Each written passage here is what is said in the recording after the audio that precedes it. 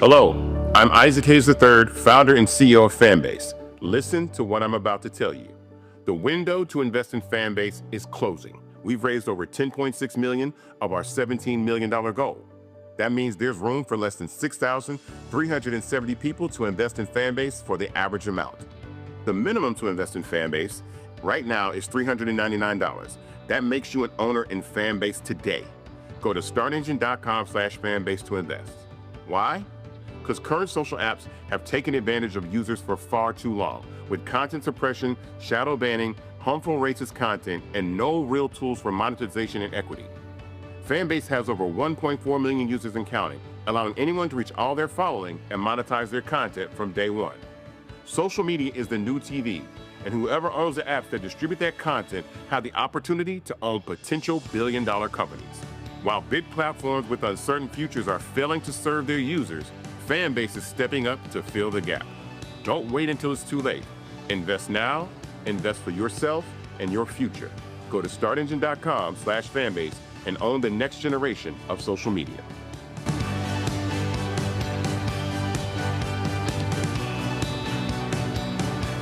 Black Star Network is here. Hold no punches. I'm real revolutionary right now. Support this man, Black Media. He makes sure that our stories are told. Thank you for being the voice of Black America, Roland. Stay black. I love y'all. All momentum we have now, we have to keep this going. The video looks phenomenal. See, there's a difference between Black Star Network and Black-owned media and something like CNN. You can't be Black-owned media and be scared. It's time to be smart. Bring your eyeballs home. You dig?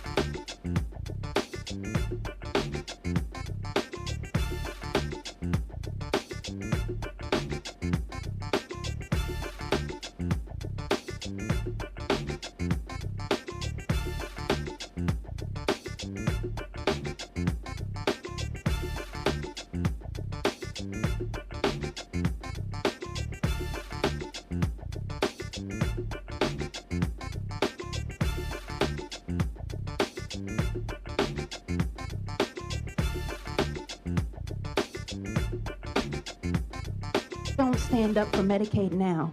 In spite of my honorable military service, the Senate will kill my child. I want the people that are trying to take this away from us to put yourself in our seats. Congress people, you got free health care paid for by the people, and then you don't want the people to have the same thing you have. That is sick, and we must challenge it.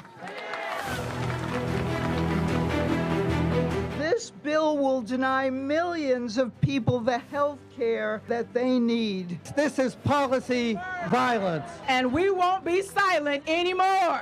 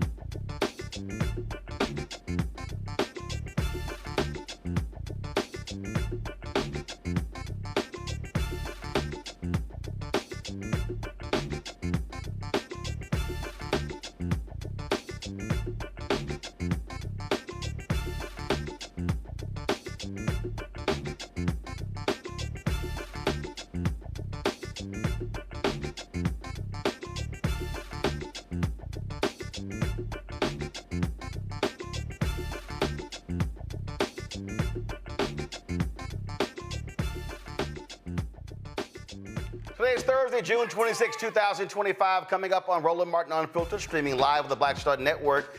Explosive closing arguments in the trial of Sean Diddy Combs. Prosecutors accuse him of leading a criminal enterprise. We'll hear from legal analyst Candace Kelley. The Supreme Court opens the door for states to defund Planned Parenthood, putting essential health care for millions of women at risk. Fireworks on Capitol Hill. Two black female members of Congress, Jasmine Crockett and Lateefah Simon, they go off against Republicans. Man, we're going to show you that. And speaking of Congresswoman Jasmine Crockett, what the hell are Democrats doing? How do they choose a no-name Democrat to lead the House Oversight Committee who doesn't really say anything that you can remember? They pick him over Crockett, who folks know, want to hear, who can raise money, hugely popular. What the hell are they doing? Plus, we'll examine the findings of an expert in election forensics who claims there is statistical evidence of vote manipulation in the 2024 U.S. election. Plus, Iran has stated it will not back down from a nuclear program despite U.S. and Israeli airstrikes. Congresswoman Alma Adams will join us to talk about this. Yo, it's time to bring the funk. I'm Roland Martin Unfiltered on the Black Star Network. Let's go. He's got it. Whatever the miss, he's on it. Whatever it is, he's got the scoop, the fact, the find. And when it breaks, he's right on time and it's rolling. Best believe he's knowing. Putting it down from sports to news to politics. With entertainment just for kicks, he's rolling. It's on go, roll, roll, y'all. It's Roland Martin, rolling with Roland now. He's funky, he's fresh, he's real, the best, you know he's Roland Martin now.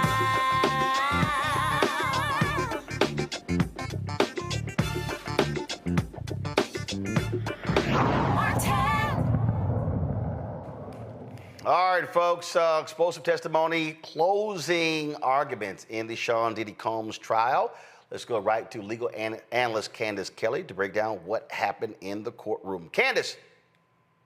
Well, Roland, listen, each side, the prosecution and the defense, they give 4 hours for their closing argument. Actually, the prosecution went a little over 4 hours, but I don't think that the defense minded. I'm sure they did not want to go today because this is a long day for jurors, and you want to make sure that they are fresh. So the defense will give their closing argument tomorrow. But what we heard today were the prosecutors taking us step by step through each of the charges, each of the victims, and how the evidence matched up with each one according to them and according to their witness. This is certainly what they hope the jury will believe. I think that one of the things that we have to keep in mind is that July 4th is coming. The jury is getting a little bit tired. These are very long closing arguments, but this is the time where prosecution and the defense get to make what they want stick, connect all of those dots, and this is really their last chance to do so. So we heard a lot about what we heard in the trial already, but we heard it all at one time. This has been 6 weeks. This is something that I'm sure a lot of information and details the jury has forgotten about, and that is what the prosecution kept in mind as they spoke today, to remind them of the things that they may have forgotten. I would imagine that this will probably go into deliberations on Monday, but tomorrow is when we will hear from the defense and their closing arguments. In these arguments today, of course, they pretty much reiterated what we heard over the last 6 weeks, but also explain to people about these charges being dropped and why that was done. Yeah, so what's interesting is that when you get these charges, you get them on a charge sheet in terms of the jury. They know exactly what the charges are going to be, and the prosecution and the defense have the opportunity to lay out how they want those charges presented. Wording really matters. So there are many charges, because not only do we have sex trafficking, right? You have to go sex trafficking for this victim, and the next victim. So it multiplies by 3 and 4, depending upon how many victims. What the prosecution said was that when it comes to attempted kidnapping and when it comes to attempted arson, we are going to get rid of that particular theory. But we are going to keep arson and kidnapping on these particular jury deliberation sheets and charge sheets. So really, we're just kind of fine-tuning and streamlining their theory. Because really, if you think that somebody committed arson, well, then you probably think that they attempted to commit arson. It kind of merges together. And what happens is that during jury instructions, for example, those also take many, many hours. And I think that the more charges they remove, again, the less the jury has to sit. Listen, it's 104 degrees a couple days this week. The less the jury has to sit and come to this trial. And I think that that's very helpful when we're talking about the jury, the time, July 4th coming up. But really, kidnapping and arson are staying. It's just attempted kidnapping and attempted arson kind of merge with those particular offenses, and so they remove them. And again, for people who have not sat on a jury, who've not followed a trial, you say they have to walk through each charge, and you said that's about 45 minutes each? Yeah, so that each charge, what will happen after the closing arguments are done, we're going to hear from the judge, and the judge is going to give jury instructions. And here's where he goes through all of the laws, all of everything that Sean Combs is accused of, from arson to kidnapping to bribery to extortion to the drug offenses. And he's going to explain what they have to look for in each of these offenses, what the law says about each of these offenses, what they can consider, what they can't consider, things of that nature. So it's very detailed. That will take hours. So when you remove some of those charges, it's very, very helpful in terms of some of the time. But that is the next step. And then, of course, when they go to the deliberation room, the next step that the jurors have to do is select a foreperson. That foreperson manages what's going on, make sure that everybody gets their voices heard. If they want to see any evidence, they send a note to the judge. The foreperson is the person that sends the note to that judge, and they can ask for evidence. They can go back and forth if they have questions. As long as it's been entered into evidence, they can ask, hey, listen, we have questions about this evidence, or even question about the law. Many times juries go in and they say, hey, listen, what if we're a hung jury? So any information that they want, those are the next steps that we're looking at with the jury. The Diddy defense, he did not testify. They did not call any witnesses. Again, for folk who don't really understand these things, explain what their strategy was by them not calling any witnesses. Was it simply a matter of saying, hey, they don't think the prosecution proved their case? Yeah, and that's key to it, because the prosecution is the one who has to do the work here. They have to prove the case. Sean and his people, they can sit back and say, hey, listen, you didn't prove it. And that's actually the theory that we're going to use. You didn't prove it. Now, a lot of people will say, well, listen, they didn't call any witnesses. Why? Isn't there even a character witness? The truth kind of is, Roland, that they have called witnesses, and that on cross-examination, they at least to get to kind of poke holes maybe in a witness's story and bring out some bias or bring about some inconsistent statements. On their list of witnesses that they said they were going to have, they had a couple of people who were from Bad Boy Enterprises. They had their own forensic psychologists. But when you get somebody on the stand, you never know what's going to happen. Then you open the door for a lot more evidence to come in that may actually hurt the defendant. So they have said, which is why they called for an acquittal, which is, really procedural, but I'm sure that they meant it, that, hey, listen, you didn't prove your case. They asked for an acquittal. They did not get that. But that is their theory. You didn't prove your case, and you were supposed to, and you didn't do a good job. I personally would have loved to have heard from someone who was a part of the Bad Boy Enterprise to say, hey, this theory that the government has that this enterprise existed only for purposes of, criminal racketeering and fraud and force and coercion. No, it didn't. We're Bad Boy Records. We also were involved in Revolt TV. He had a liquor brand. He had a marketing brand. He had Sean John. It would have been good, I think, but again, opening a door that they weren't aware of could happen, but it would have established that, hey, this particular criminal enterprise that you're calling, it was a real business, but we did not hear from those witnesses. And of course, we didn't hear from Sean Combs, who spoke on his own behalf and said, I am not going to testify on my own behalf. I've talked to my attorneys. It was a decision that I made on my own.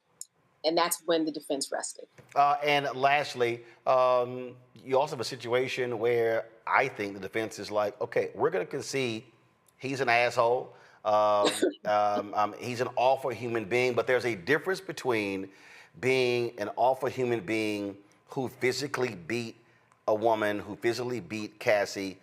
That's different from RICO sex trafficking. And so everything, how they position this, hey, they just had a bunch of freaky sex. That's how they pretty much framed this. Yeah, they had a bunch of freaky sex. They had a bunch of freaky partners, and everybody was consenting. And that Cassie, in their opening statements, they said, listen, these women were strong women. And that's what they're going to carry over into their closing argument. These were strong women. They had the right to make decisions about who they were, their body. And in fact, a lot of them took drugs and were on drugs. These are some of the points that the defense is going to make, that everybody was on drugs. Everybody consented. Everybody made these decisions on their own volition. They will also look to the digital footprint, all the texts and admiration, because all the witnesses, regardless of what they said, they all, by and large, well, most of them, in terms of those being in a relationship with them, they said, listen, I wish him well. I don't hate him. His assistants, even they said, listen, great experience. I learned a lot. I didn't mind working all these hours. But yes, that is what the defense is going to say. On their own volition, these women made their choices. And what are you going to do? People want to do drugs. They want to have sex. That's their own right. And that's what happened in this situation.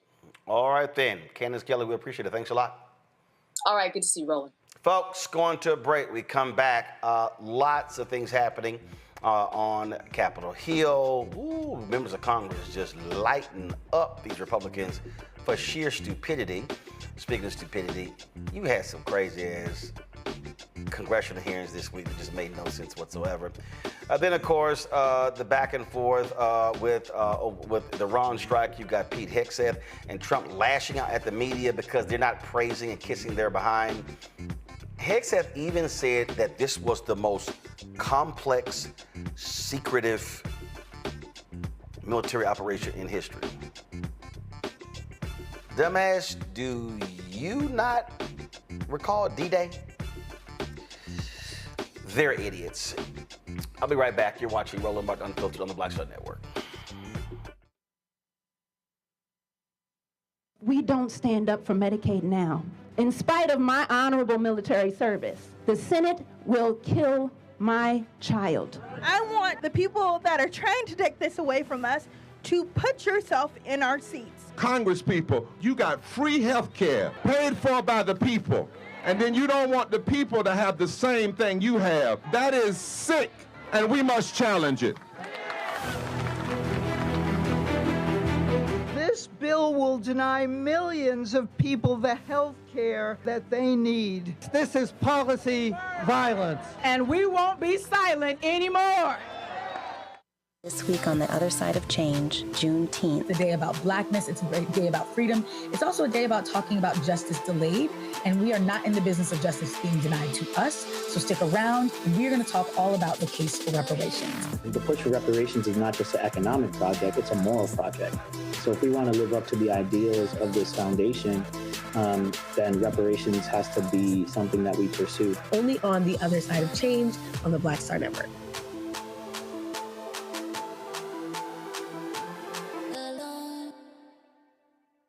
What's up, y'all? This is Wendell Haskins, a.k.a. Win Hogan at the original T-Golf Classic. And you know I watch Roland Martin Unfiltered.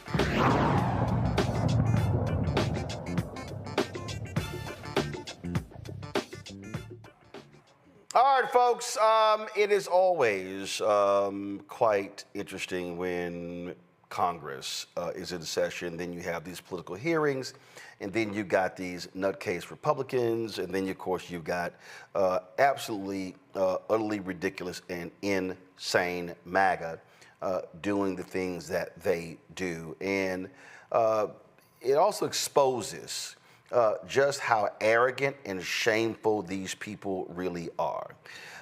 This week, a variety of folk were on Capitol Hill testifying. Attorney General Pam Bondi, you had, of course, so many others, and with that crazy Carrie Lake, and it's just on and on and on, and how they don't even want to deal with corruption, don't want to answer questions when it comes to the budget. I mean, you got you got Doug Collins with the VA. I mean, it's just sheer stupidity.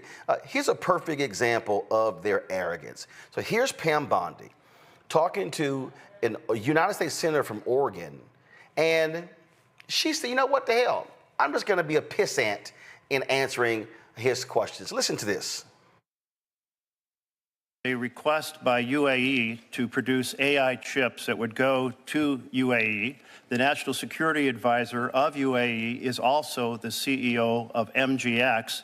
So after that request for those chips occurred, MGX then said, we will buy 2 billion with a B, of the president's coins. And then the president went to the Middle East and said, we will get you those AI chips. Does this sequence of events in which a foreign government asked for a big favor, and we had previously banned these chips to UAE because of the national security concerns, then they buy $2 billion of the president's coins, and then the president goes to the Middle East and says, we will provide those chips. Does that sequence of events concern you about foreign influence on the United States of America? The foreign influence on America that I would be concerned about if I were you was the Mexican national that resided in Oregon, who we just arrested, who had 384 pounds of methamphetamine. The foreign individual who I would be concerned about if I were a senator from Oregon is the Honduran drug trafficker who was residing in Portland for distributing fentanyl. The foreign national I would be concerned about if I was a Portland senator, an Oregon senator, is a Mexican national leader of a drug trafficking ring. Another one, fentanyl, firearms, fatal overdoses, all in your state. You have made your point. 57,700 fentanyl pills and stolen firearms in Oregon. That's what we should work together on, not gotcha questions during a budget hearing. Let me recognize Senator Merkley. Thank you very much, Mr. Chairman. The Attorney General certainly has made the point that she's very concerned about issues that I'm concerned about as well regarding the security of this country. But let the record note that in terms of foreign influence and the sale of foreign influence through the president's coins, she absolutely refuses to respond and instead turns to a whole list of different topics. I think it's important for the leader of the Justice Department of the United States to be very concerned about foreign influence, and I encourage you to take on that topic and not consider it an offense that those of us who are concerned here, Democrats and Republicans, want Americans to make American decisions, not foreign influence being bought through crypto coins. Senator Murkowski. You see right there the arrogance. You see just the despicable behavior in terms of how they answer questions, how they want to go on the attack. See, what y'all got to remember is there's an audience of one. Donald Trump sends these idiots to Capitol Hill, and he wants to see them trashing and chastising and things along those lines. That's what you see happening. Then, of course, you had the hearing of Kari Lake, of course, who leads VOA, and they just sit here, and again, they just lie and lie and lie and say crazy things, and so here's an Arizona congressman ripping Kari Lake. Watch this. Cannot believe a word you say. You ran for governor in Arizona in 2022. You lost fair and square. Instead of conceding, you embarrassed yourself and our state by lying again and again for years, blaming everything under the sun for your loss except for your own toxic politics. You lie about that election to this very day. You lied about signatures on mail-in ballots not matching those on file. Proven wrong. You lied about ballots being intentionally misprinted and then rejected in Republican areas. Total BS. You lied and said hundreds of thousands of ballots were mishandled. Zero evidence. You claimed fake ballots were snuck into batches before they were counted. Come on. You repeated these lies again and again, and you've said even recently, quote, I am the duly elected governor. They just stole it, unquote. Give me a break. Ms. Lake, your new role requires you to tell the truth. For decades, whenever authoritarians and dictators suppressed the people and claimed victory in fraudulent elections, Voice of America countered those lies. I can't imagine how people fighting for democracy today and around the world can trust someone who has so shamelessly lied about her own election. Will the gentleman yield to the question? Lake, no, I will not. Okay, Ms. Lake. That's what you do. I mean, you call them for who they are. You lay out and you lay out and you check them. But see, again, they are deranged and crazy. They have said she, in fact, even challenged one particular member by saying, well, what were you saying when they were calling you gay? See, they want to fight. Not only that, check this out. So Senator Jon Ossoff was talking to Russell Vought, and they were going over the budget. They were talking about the budget and things along those lines. And when you talk about, again, how they don't want to answer questions, how they want to shift the blame. And so here is Russell Vought. Watch this here. The CDC. Have you visited the CDC, Mr. Vought, by chance? I have not.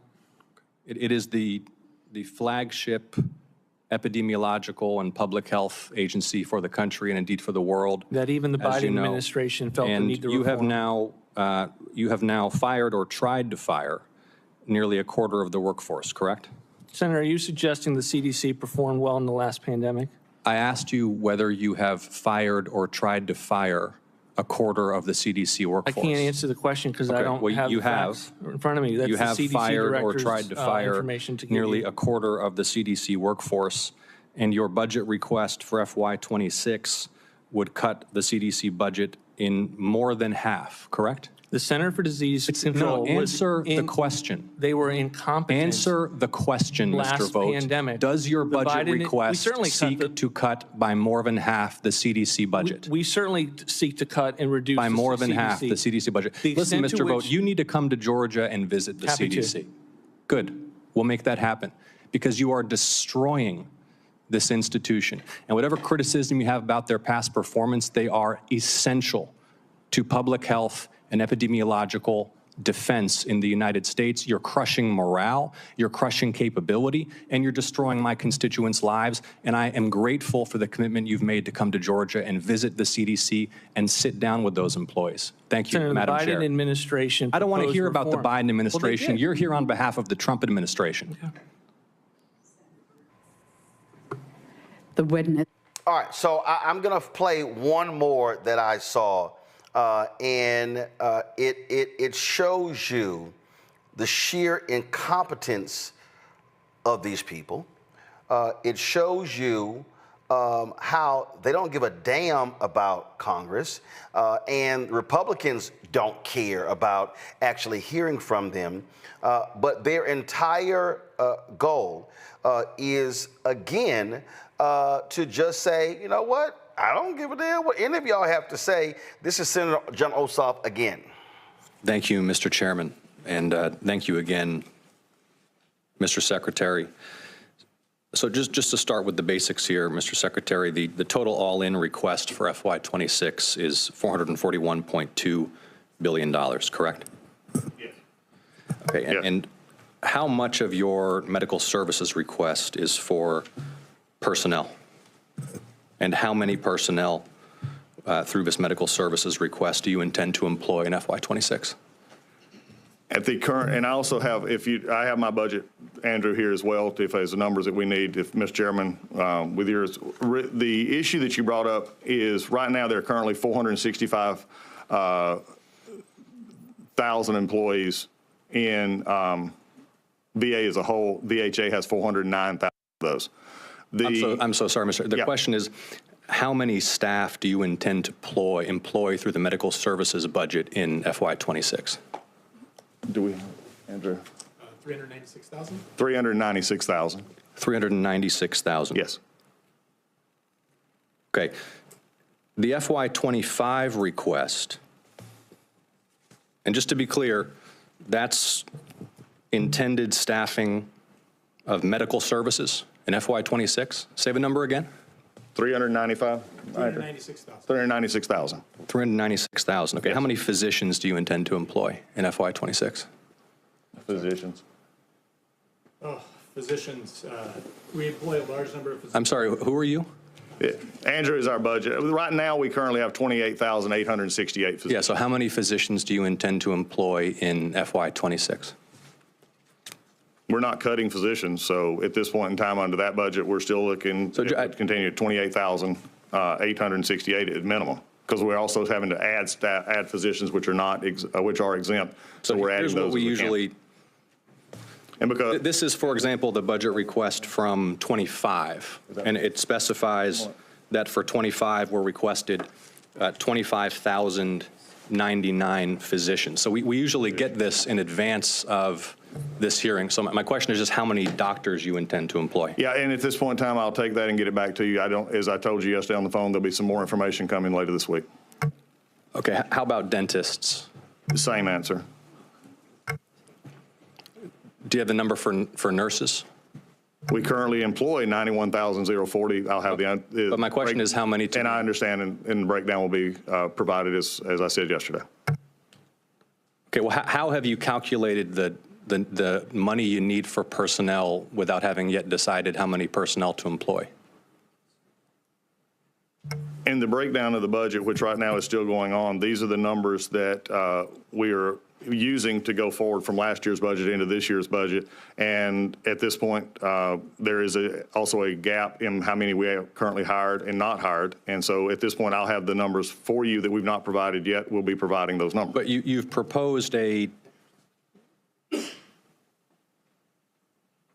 about $17 or $18 billion cut to the medical services account, correct? That is not. The president's budget makes adjustments to the funding that devote additional funding appropriate funding to community care. This is not a cut to total funding to VHA. In fact, the total medical care budget grew by 17% to $24 billion. Not medical care, medical services. So here's your, just to be clear, I mean, the chairman mentioned this, we usually get, I understand completely. Specifies how many folks you intend to employ. We have a 26-page PowerPoint. But in that 26-page PowerPoint, here are specified about $17 billion in cuts to the medical services budget. So what are you cutting in medical services? Specifically, who are you cutting, since that's exclusively personnel? Again, and this is the issue that we have right now, and I'll just state this for either of us to go back in circles. We'll be providing more of those numbers, as I said yesterday on our phone call this week. So at this point in time, the numbers that we're providing are the numbers that we have at this point. I'll be happy to talk to you further about those later. And understand that's why we usually get these in advance of this hearing. I mean, I'm wondering if we need to reconvene having received the full budget request, because the thing that is causing a lot of consternation is this proposed $17, $18 billion cut to medical services. I mean, and so today is the budget hearing where you justify the budget request. So how do you justify this cut to medical services, and who are you going to fire in order to pay for it? And I'll go back to the same answer I gave you just a few minutes ago. I mean, in this process, we'll have the more information on that part of it as we go forward. The basis of the budget was based on our workforce as it existed and moving forward, and the numbers have not been cut to the medical.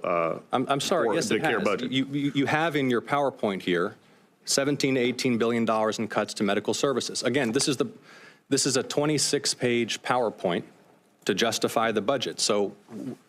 And this is the budget hearing, so who's getting fired? I don't know, Mr. Chairman, if we need to reconvene after they send us the materials, but I think this is insufficient. Clearly, and I'll follow up in my next round. Thank you, Mr. Chairman. Yo, that's literally going to class, and the professor said, did you do the homework assignment? Professor, I sent you an email and some stuff happened, and so I'm going to get that to you later. No, but did you know it was due today? These people, they have a gross disrespect for the legislative branch. Donald Trump and his minions, they believe they should do whatever they want. Congress does not matter. The courts do not matter. We do not care. And let's go on the attack. Let's slam the opponent. And I dare say the problem for Democrats, and I get it. I get murky. I understand Ossoff. I get that. I think they being way too damn nice, because I'm not going to let somebody walk into my house and disrespect me, and you think I'm not going to return fire. That, to me, is the fundamental problem I see. They are playing nice with these people, and they're letting them off the hook, and they look like idiots, and then they want to say everybody else is incompetent, and how these are the best and the brightest, and it's about merit, and we don't like DEI when these people can't even do a basic job. My pal, Dr. Nola Haynes, Georgetown University School of Foreign Service out of D.C., Dr. Greg Carr, Department of Afro-American Studies, Howard University out of D.C., Reese Colbert, host of the Reese Colbert Show, Sirius XM Radio, also creator of the card game. That's right. Am I tripping? And Reese, am I tripping? Or do these people? I mean, it's like, no, we ain't got that. Hey, do you have that? Do you have? I mean, no, I know we said cut, but we ain't really got the paperwork. So I mean, I don't know what to tell you, dog. And the crazy thing, Reese, Collins served 8 years in Congress. He know damn well how this works. Yeah, it's a whole lot of humming, and look over there, don't look right here. You're there because you're supposed to be talking about the details, the specifics of the budget that's being put forth. Look, a lot of talk is about the big, beautiful bill, which is a hot mess. But the reality is that the Trump 2026 budget is horrific. It is finishing the work that Trump has done by executive action for Project 2025. It is putting into law just absolutely ridiculous cuts that are going to dismantle government services and dismantle the social safety net. And so they should come up, stand on business, and stand behind these cuts. But they're banking on the fact that they can just rely on these headlines being grabbed from whatever dumbass thing Donald Trump is saying or whatever they're trying to deflect, instead of being held accountable to what this budget is trying to do. Nola, here's a perfect example. This is that nutcase Carrie Lake reference. And this is the kind of crap that she said in her hearing. And I'm sorry, homie was way too nice with her trifling ass. I wish I could yield back the last 5 minutes of my life, actually. And I want to apologize to the people of Arizona that we have somebody who's representing the folks in one of our great parts of the Valley that doesn't care about the integrity of our election. So but you weren't here, you came in late, and we were talking about USAGM today, the Agency for Global Media, and how they can put out absolute abject lies, and we can't control any, we have no say over what the editorial content is, and I would hope that you would not be okay with that. They could literally put out a lie about anybody here, and I know you've been the victim of that. I know you've been the victim. I remember the stories about you where they said you had a gay lover, and those were going on. Mr. Chairman. Can I hope you honor what you just gave as a caution to everyone, and I moved those words to tell you that those kind of lies, and you said those were lies, those kind of lies could be broadcast today on VOA, and you couldn't pick up the phone, Representative Stanton, and call them and say, hey, you're putting out lies about me. You would not be able to do that because they would sue you for breaking the firewall. So lies are being told on Voice of America. It's inappropriate. You've been subjected to lies that you said were lies about you in the media before. And how would you like it if those lies were put on Voice of America? And Nola, they let her ass keep talking. You know what is hysterical about this? I don't know if folks out there have ever seen the British TV show called The Thick of It. It is the show that inspired Veep.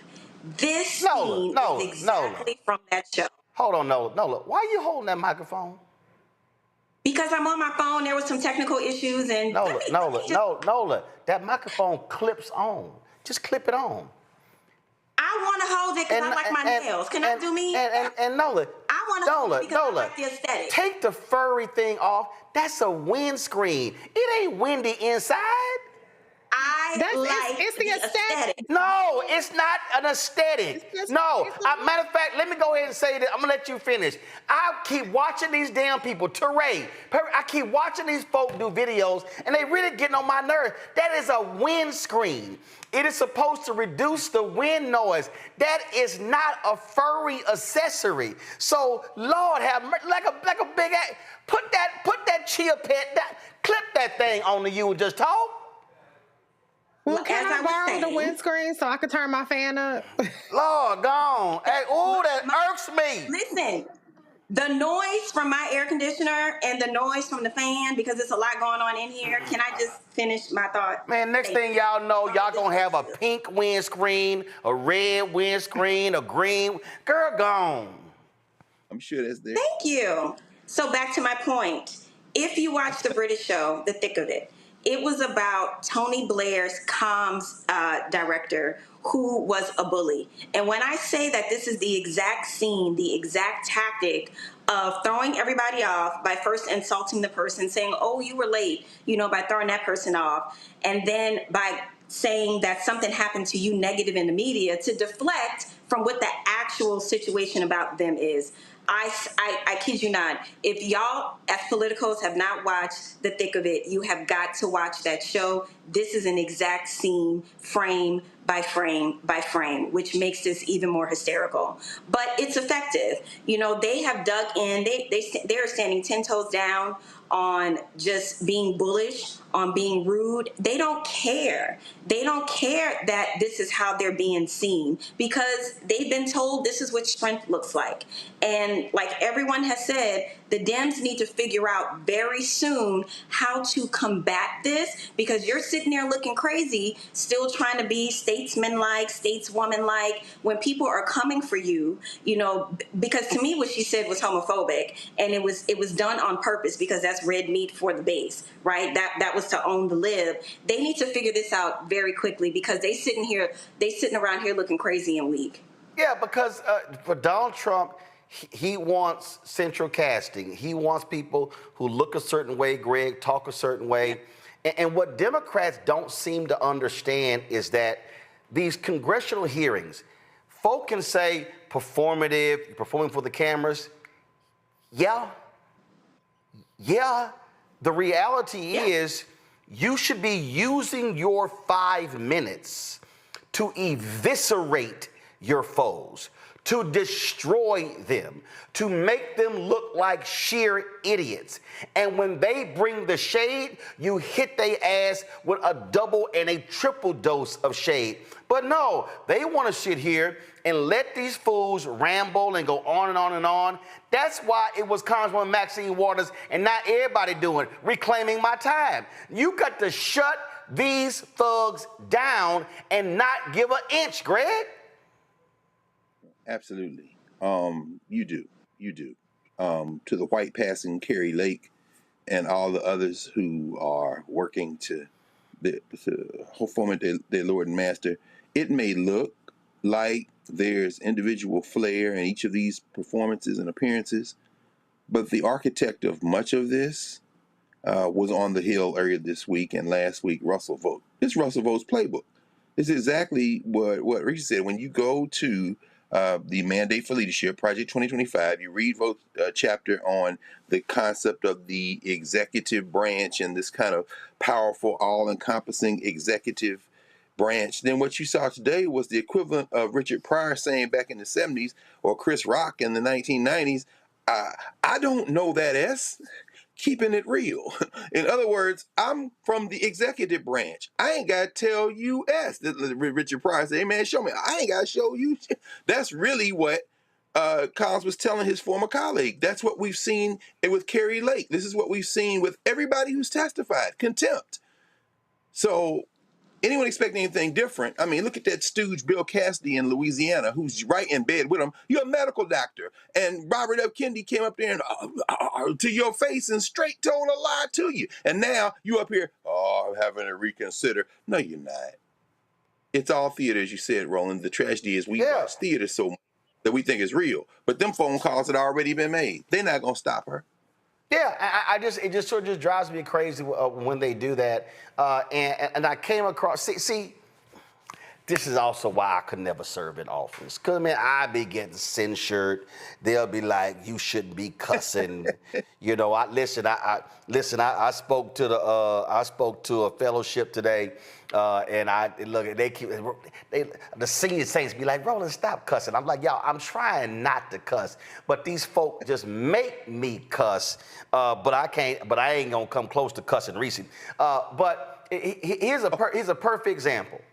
I saw this exchange, and maybe it's because she's from the Bay Area, but Congresswoman Lateefah Simon, when I say hashtag Team Whip That Ass rolled into Capitol Hill like a hurricane, and Nola could use her windscreen for that, like a hurricane, yo, it was lit, rolling.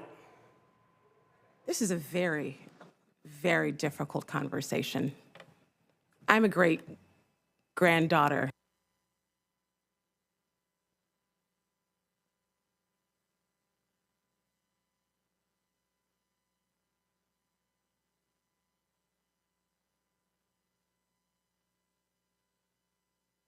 You had to have heart surgery again. Would you rather have a doctor who studied the hardest in school and was the most qualified to perform the surgery, or a doctor that was in that position because of their race or gender? Which one would you rather have, Mr. Langton? I'd prefer a well-qualified physician. Dr. Smith? At the risk of not keeping it real, I want the best physician. Dr. Glock? The best physician. And Dr. Harper? Are only the best physicians white? I don't care what the That wasn't the question. Okay. Do you guys agree with yes or no, do you agree with Dr. Martin Luther King's statement that people should be judged by the content of their character, not the color of their skin? Mr. Langton? Absolutely. Dr. Smith? Yep. And Dr. Glock? Absolutely.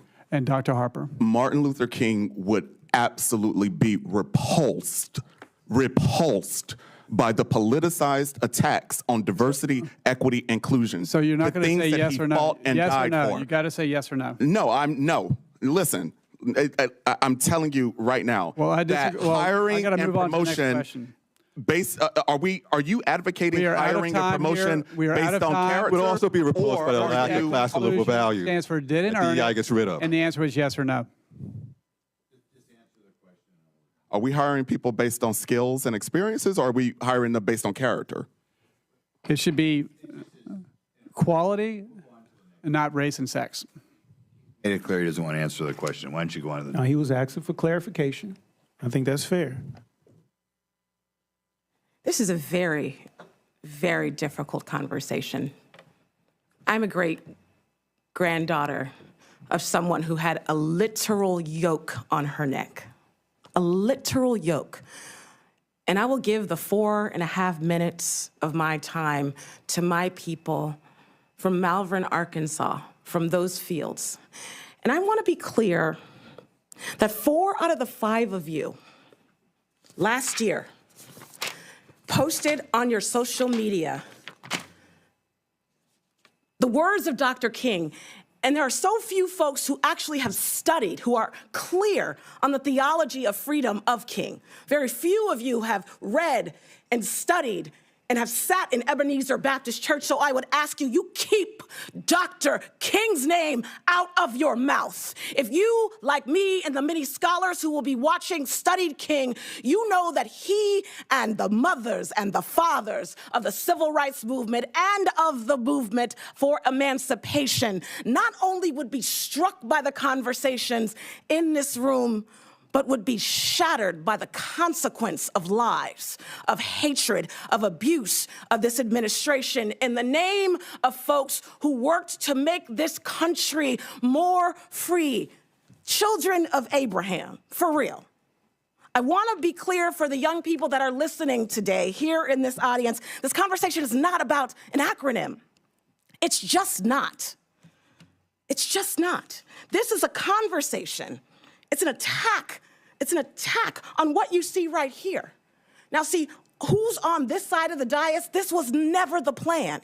It was never the plan to have people of color in positions where they would be able to speak from this place. In fact, folks had to fight tooth or nail to gain access to the front door to this Capitol. I want to be very clear about that. Today's hearing says quietly and actually out loud who the majority believe is allowed to belong in this country.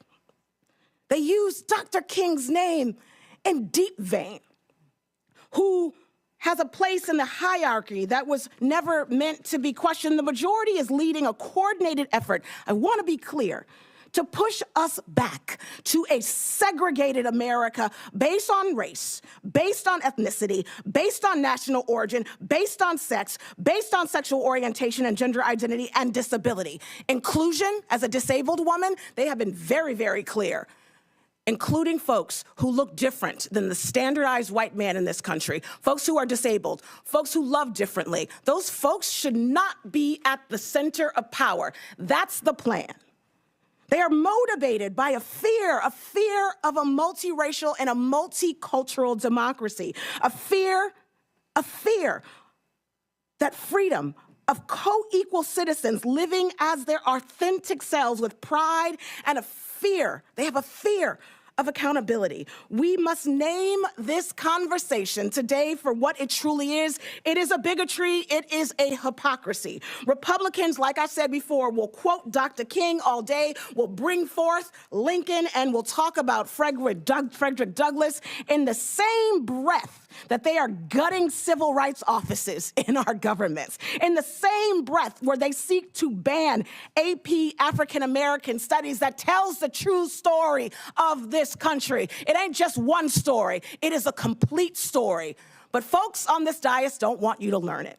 The hypocrisy from the Republicans is not only shameful, it is anti-American. President Trump and others have purged more than 275,000 federal workers through mass terminations and unlawful firings, while, check this out, preparing draft hiring guidance that would screen job applicants for political loyalty to the administration rather than the Constitution.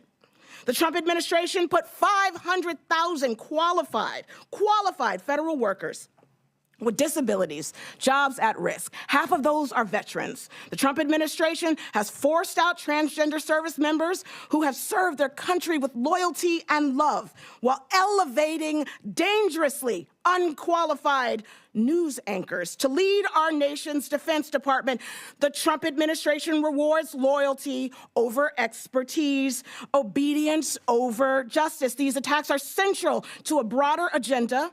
Let me just finish this one sentence that criminalizes protest, that bans books, that erases history and redefines its national identity in narrow and violent terms. A 1950s America is what the goal of this conversation is, and some of us say, hell no. I yield. You ain't in no studio to be cute. You in church. I don't want no studio sound. I want a church sound. Something on the inside.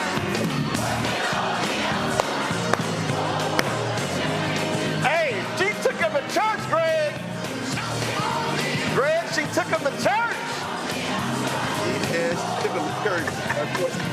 That's how, come on, bring it down. That's how you that's how you do that, Greg. Well, God bless Lateefah Simmons, Congresswoman Simmons. I wouldn't do that because I don't give a damn about that hillbilly from Central Virginia. And if I were to see McGuire in person, I probably would pass him by to a press conference roasting him.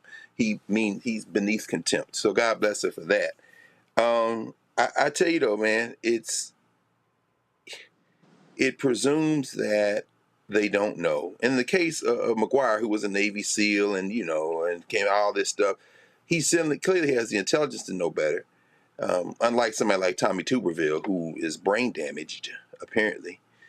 But I think there's the other option.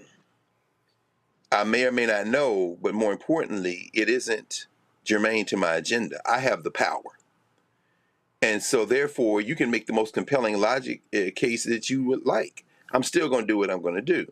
There's only one way to stop this, y'all. We have to be organized and we have to act politically, including in the next cycle of the ballot box.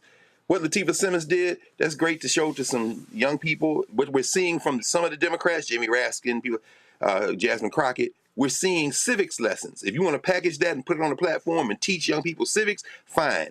But them people there, as Malcolm X would say, you're speaking a language they don't understand. But here's the deal, though. I believe that what what she's doing and what Congresswoman Jasmine Crockett does. And again, and look, what we're seeing from the guy who just won the Democratic primary in New York is understanding the moment and what people are looking for right now. They are looking for fighters. They are looking for people who are not going to back down. And it may be folk who say, I don't even agree with you, but at least you showing some fight. At least you're showing something. And see, and I'm about to walk through this because I'm going to show you a couple of things. I'm going to show y'all, and everybody's going to talk about it, but I need people watching to understand what we're talking about. How you present, how you speak, how you leverage your voice is important, because the folks sitting at home are saying, if y'all want me to get off the couch, if y'all want me to go walk door to door, if y'all want me to canvass, if y'all want me to phone bank, you got to give me something to work with. And the regular ass, boring Chuck Schumer, same old, I ain't swinging for that. That ain't moving me. That ain't fighting for me. You know, and the Dems, I think, made a huge ass mistake by not picking Jasmine Crockett as the ranking member on the House Oversight Committee. Y'all rolled her this week.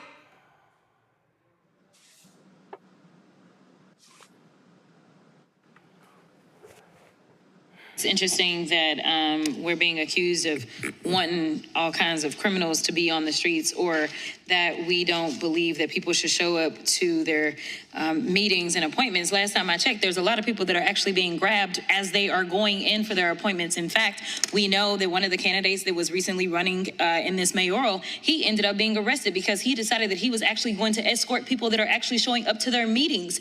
Or we know that the Pope, yes, the Pope himself, decided that the church may need to have people that are going to escort people as they're going into their meetings, because the reality is that what they are claiming what they want to do versus what they're actually doing, the actions don't match up. And while we are supposed to be talking about visas, somehow we continue to cherry pick and talk about one criminal act and another criminal act. And it is so very interesting to me that, yes, we will say people are xenophobic, because when you start to decide that just because somebody came from another country, they are automatically some kind of criminal, that does sound kind of xenophobic to me, because you are using a paintbrush to paint an entire group of people where the vast majority of them are coming here because they are actually seeking a better life. But let me get to what this hearing is supposed to be about. The idea that Trump and my Republican colleagues want to restore integrity and security in the visa process is actually a joke. Let me be clear. Integrity is not snatching lawful visa holders off the streets and throwing them into unmarked vans. Integrity is not revoking visas based on social media posts that hurt somebody's little feelings because kids decide that they want to go after Trump or this administration. We have a thing called free speech in this country. And since we're talking about integrity, I'm confused as to why my Republican colleagues aren't talking about the lack of integrity when it comes to the president's family's visas. Let me remind y'all that Melania, the first lady, a model, and when I say model, I'm not talking about Tyra Banks, Cindy Crawford, or Naomi Campbell level, applied for and was given an EB-1 visa. And what that stands for is an Einstein visa. Now, y'all that don't know, let me tell you how you receive an Einstein visa. You're supposed to have some sort of significant achievement, like being awarded a Nobel Peace Prize or a Pulitzer, being an Olympic medalist, or having other sustained extraordinary abilities and success in sciences, arts, education, business, or athletics. Last time I checked, the First Lady had none of those accolades under her belt. It doesn't take an Einstein to see that the math ain't mathin' here. Nevertheless, what Republicans are doing with this reconciliation process, the travel bans and revoking visas jeopardizes our national security. It threatens our communities, our higher education, and our economy. Visas like the largely vetted J visas for higher education and M visas for trade, training, attract the next innovators, medical providers, researchers, and educators that we need to build on American success. I'm not gonna mess up your name, so I'm not doing that. But I'm with you, okay? In your experience, do individuals on J or M visas typically improve or impair our economy? They generally improve the economy, and I can give a brief example. My wife is a very successful woman. She makes a ton of money, which I'm grateful for. And the reason why we're able to do that while having 3 children is because of the au pair visa, somebody who is here on a J, who is here and able to supply this for us. But I also want to defend Melania real quick. Not everybody could marry Donald Trump, and I think that's quite an achievement. So I think she deserves credit for that. Nobody up here could have done it. You sure right, I couldn't do it. But anyway, in fact, J visa holders contribute $43.8 billion to the U.S. economy and support more than 300,000 jobs. And make no mistake, immigrants improve the health of U.S. citizens too, despite the fact we already have a doctor shortage. Trump's reckless travel ban and visa overhaul are exacerbating this crisis by impairing hundreds of hospitals with foreign-trained doctors set to do their residencies here in the United States, meaning fewer people will get the help they need and more people will die. Now, let me remind you that Republicans are trying to gut Medicaid. Roughly 4.5 million people receive caregiver services through Medicaid, and most of these folks are in red states. And wouldn't you know that in 2023, Kaiser Family Foundation estimated that almost 30% of long-term care providers or home caretakers were immigrants. It's like Republicans want Americans to suffer. Now, Republicans say visas make us less secure, but let's talk about how visas given to victims of crimes like rape, murder, human trafficking, torture, abduction, kidnapping, to help law enforcement with their investigation or prosecutions of these crimes. These folks are risking their own security for broader safety of Americans and our communities. Thank you so much. So to Greg's point, you had lots of policy in that. Take a shot at Melania. It gets clipped and picked up. People learn from that. Now, if y'all want to see boring ass, traditional, typical, ain't never gonna get retweeted, reposted on Instagram, TikTok, nothing, this bullshit. We are here with an urgent message. Republicans right now are attempting to jam through a bill that would present the largest loss of health care and food assistance in American history. And why? All to pay for tax cuts for millionaires and billionaires. Now, just a few weeks ago, the nonpartisan Congressional Budget Office confirmed that if their bill becomes law, it will be 16. Come on, I can't even play the whole 90 seconds of that boring ass video. Looked like he got 2 hostages standing right next to him. Why did Mom Donnie win in New York? Y'all want to know now why he won? Watch this. New York is suffering from a crisis, and it's called halalflation. Today, we're going to get to the bottom of this. How much does a plate of halal cost right now from this truck? $10. $10. Chicken over rice, lamb over rice, $10. $10? Yeah. When you're a street vendor, you have to pay for the food, the plates. How much do you have to pay for your permit? Before it was 22K. 17,000. How much does a license cost if you get it from the city? I think 400. And who are you paying? The permit owner. You're not paying the city? No. You pay the permit owner $22,000 just so you can sell this food? Yes. And who is this? A random guy. Have you ever applied for a permit? Yeah, I'm applied and no come anything. It's long wait. I'm number 3,800 something. And After 2 years, you're number 3,800. Yes. These are the 4 bills that are sitting in the city council right now, which would give these vendors their own permits and make your halal more affordable. But Eric Adams hasn't said a single word about them. If you own the permit, then how much would you charge for the plate? $7. $8. $8. Would you rather pay $10 for a plate of halal or $8? $8. $8. I think $8 is the way to go. If I was the mayor, I'd be working with city council from day 1 to make halal $8 again. No, how would it taste? Tastes like $10, but it should be 8. I see the look on your face, Reese. That's what we're talking about. You have to message. You have to walk people through, explain to them in a way that they understand. And it's not standing at a podium saying grocery prices have gone up. The middle class is hurting because of Trump. My colleagues will come up next to further explain how the Republican bill is going to hurt all Americans. Ain't nobody watching that boring ass stuff. That's true. Look, he had me sold. I was like, wait a minute now. Wait a minute. $8 is definitely better than $10. But he took a 90-second video, showed you the food, showed you real people, talked about permits, talked about who they paying, what the price was, showed the bills, and you like, damn, all that's going on? Yeah.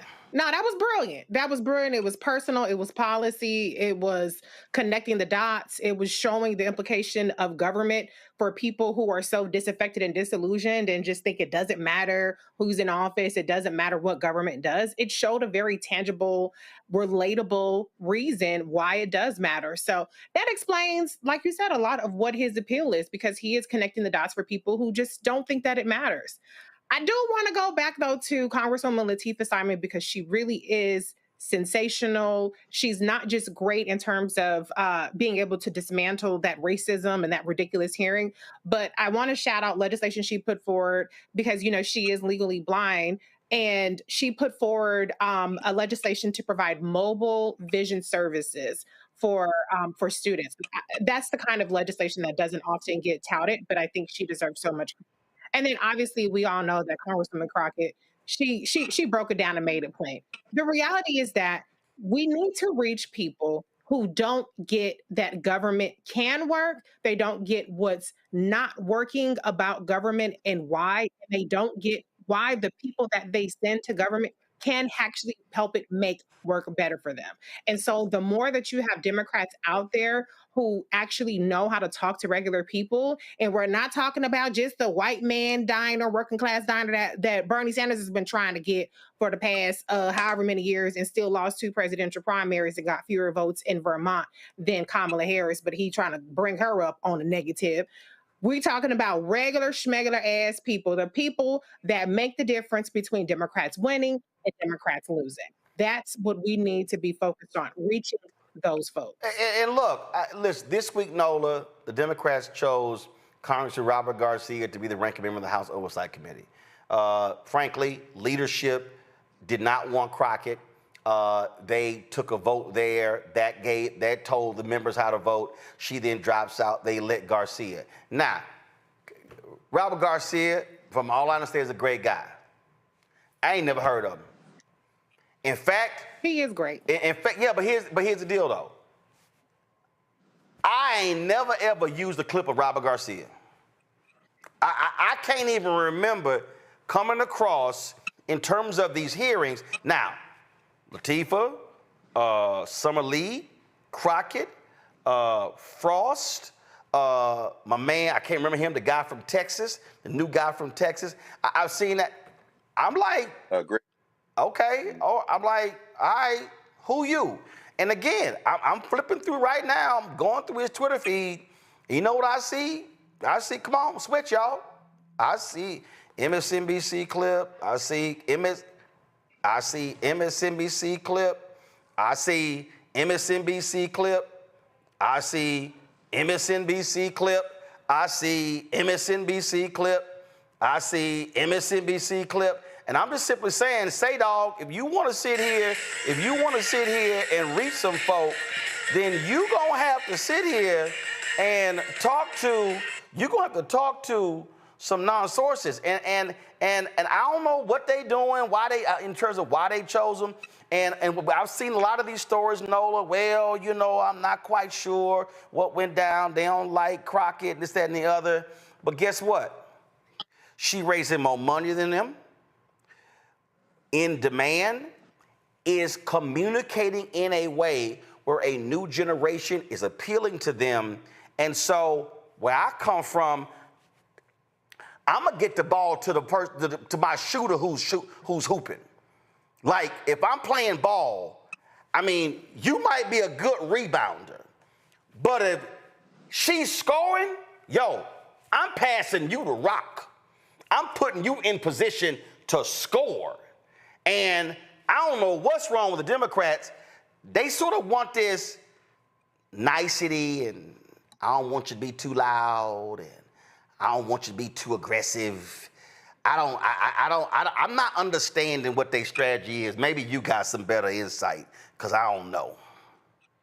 Well, you're not gonna like what I'm gonna say, because Robert's a friend. That's fine. He can be a friend. He can be a friend, but I ain't never heard of his ass. But go ahead. I just said, listen, we can start singing a whinings a friend, but I'm just simply saying I ain't never heard of his ass. But go ahead. Well, first of all, Robert ain't that nice. He's not that sweet, and he is a fierce defender for the LGBTQIA community, he's gone viral multiple times for clapping back. Before actually Representative Crockett actually got to Congress, he was actually the one keeping foot on neck with Marjorie Taylor Greene. But honestly, my how I feel about it, if it wasn't her, I'm glad that it is him. He's a very skilled lawyer. He's a very skilled communicator. And like I said, he is a fierce defender for his LGBTQIA community. And he was a very effective mayor in Long Beach. And so, you know, when I attended Reese and Clay's town hall, when Representative Crockett kind of made the statement about she wasn't the favorite, my worry was, okay, who's going to be the favorite? And when it was Robert, I was okay with that, because he's not nice, he's not sweet, and he will keep that energy and take it to you. I'm gonna need to see it then, because thus far I ain't seen it. And I spend a whole lot of time pulling clips and watching stuff, and I'm just saying, that's just me. Reese, real quick before I got to go to Congresswoman Alma Adams. Well, look, he's in the crosshairs of the DOJ because he made a joke of Elon Musk's dick pics in the hearing, and so they want to prosecute him for that. So he's definitely under the skin of the people of the administration. He definitely got that fire. I'm team Jasmine Crockett, but I'm also team Robert Garcia. He ain't no slouch. Keep an eye on him. That's fine. He might not be a slouch, but I need to see him on fire. I'm just simply saying I don't see. And you will. Okay, all right. I'm telling you, I'm gonna send you a clip. No. I need to see more than a clip. I need to see a body of work. I'll send you a body of work. I need to see a body of work, because all I'm saying is, if you Democrats across the country, who you asking to come speak at your Democratic fundraising dinner? Are you asking Garcia, or are you asking Crockett? I'm just simply saying, I'm gonna put my hot folks in position, and I'm not gonna have them on the sideline on the bench. I'm putting them on the court. That's all I'm saying. All right, y'all. But she did drop out the race. No. Hold up. No, she didn't drop out the race. Leadership took a vote, and they signaled to all the members how we want you to vote. And then once she saw that, then it was, let me drop out. That's all. That wasn't no normal dropout. That's no, Richie. That ain't how it went. That ain't how it went. Roland, I think the strategy, and I'm saying the Democratic Party isn't in shambles. It is what it always is. It's the place we can use to advance our interests. It's a soft white nationalist party. So there's several things going on here. We all know, of course, it's reported that they wanted Stephen Lynch, the 70-year-old. So what they did yesterday was break seniority. Put a pin in that, but when they're in the majority and Crockett can run again as the chair, the ranking member ain't got a whole lot of power. They got their bomb throwers on both sides over there. Let them talk. We talk about the clips. We don't care who the chair is, especially when they're in the minority. I think there is a strategy at play here, but it's because people like Mamdani, whose father is a famous Africanist, he was born in Uganda. The people like that are forcing the Democrats to have to choose. This is what Bernie Sanders is saying. Either you're going to get down with these young people and these progressives, or y'all ain't going to have no party because we're going to take your party. Yep. They're using the Democratic Party as a host, and that's the way you have to use these parties. Well, I'm gonna need them to be a little bit more fired up. All right, Iran, all this drama, bombing nuclear sites. You got Trump and Hegseth talking about, oh, we obliterated, but we can't really back it up. It's all kind of nonsense. But the question is, where do we move forward? Where do we go? There was a security hearing. Members came out of that saying, we ain't seen the evidence they keep talking about. There were a number of senators who said that. Congresswoman Alma Adams of North Carolina joins us right now. And Congresswoman, glad to have you. First of all, let's get her signal. Glad to have you on the show. the thing here, a lot of folk are literally worried about what's next. You've got Trump and Hegseth painting this picture of how amazing and beautiful and unbelievable and fantastical all this stuff was. But we also know both of them prone to lie and just make stuff up. So the question is, what do we make of this? Congresswoman, what do we make of what's going on? And can we really trust these two liars to tell us the truth? Well, thank you, Roland. It's good to see you. And yes, you always have a very spirited show. I was enjoying the conversation. As a matter of fact, we have not heard the results of anything. We haven't had a briefing.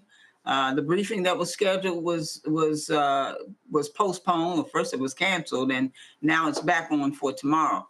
But we're also told that we're going to tell you some of it, but we're not going to tell you all of it. So it's really, in terms of the trust here, I'm not sure that what we'll get will be the truth, the whole truth, and nothing but the truth. Blaming Democrats for leaking information, but the same White House was proud to say they didn't inform Democrats about what was going down. Now, you can't have it both ways. How you gonna accuse somebody of leaking, but then you were proud to say we never told them? That's right. We Democrats were not informed. So if there was a leak, it didn't come from Democrats. It came from the administration, more than likely, or it came from the Republicans that they shared information with. Now, this president has said in his inauguration, I'm going to be a president for all the people. But he seems to focus primarily on the Republicans. And even when you look across this country, in every district, you've got Democrats and Republicans and some people who claim no party affiliation. So I just think, they're going to have to step it up. There'll be a lot of questions, I'm sure, tomorrow. We'll see if there are going to be any answers. Obviously, a lot of folks are concerned here, and here really is the question that people want answered. Does the United States do whatever Israel wants us to do, or are we actually operating in our best interest? I mean, that's a question that I hear from lots of folk about what's going on here. We got having an issue with the Congresswoman's signal, so hopefully it comes back. But that's something that people keep talking about. That is, what decisions are we making? Are we making decisions in the best interest of the United States, or is it whatever Israel wants to do, then we just do? Well, certainly Israel has been not only a partner, but an ally. And I've supported Israel, and I still do. But I do think in this particular case, we haven't heard from the president in terms of what the goal was. And I think always we have to, as the president, he does need to operate with the best interests of the U.S. in mind. But having said that, I still think in terms of our allies, we have to be supportive. But in this case, we still don't know what happened truly and to what extent they were successful. We've heard that different comments from different people about, well, yeah, it was successful. Use another term, the intelligence, another term. People on the street will use another term. So we'll have to challenge this administration, and I think they're going to see that on tomorrow. All right, then. Well, look, we'll see what happens next. Again, there's nothing I trust from lying Donald Trump and lying Pete Hegseth. Nothing. Just absolutely nothing. Well, if you think about it, Roland, everything the president says, whoever's in his administration, they repeat what he says. So it's almost like hearing him over and over and over again, because if you don't say what he thinks you should say and in support of him, you're fired. He's used to saying that in the show he had. You're fired. So I think a lot of folks are going to be moving along if they don't completely agree with what he has to say. Well, it absolutely is a cult. that's what it is. And so keep fighting the good fight. We appreciate it. Thanks a lot. Yes, sir. Thank you so much, Roland. You keep it up. Will do. Thanks a bunch, folks. Got to go to a break. We come back more on Roland Martin Unfiltered on the Black Star Network. Don't forget to support the work that we do. Join the Bring the Funk fan club. If you want to give via Cash App, use the Stripe QR code. You see it right here. If you're listening, go to blackstarnetwork.com or RolandMartinUnfiltered.com. You can send a check or money order, make it payable to Roland Martin Unfiltered. Send it to P.O. Box 57196, Washington, D.C. 20037 7-0196. PayPal is R Martin Unfiltered. Venmo is RM Unfiltered. Zelle, Roland at RolandSMartin.com, Roland at RolandMartinUnfiltered.com. Download the Black Star Network app, Apple phone, Android phone, Apple TV, Android TV, Roku, Amazon Fire TV, Xbox One, Samsung Smart TV, and praise the Lord, Nola got rid of her furry microphone. Way to go. We'll be right back.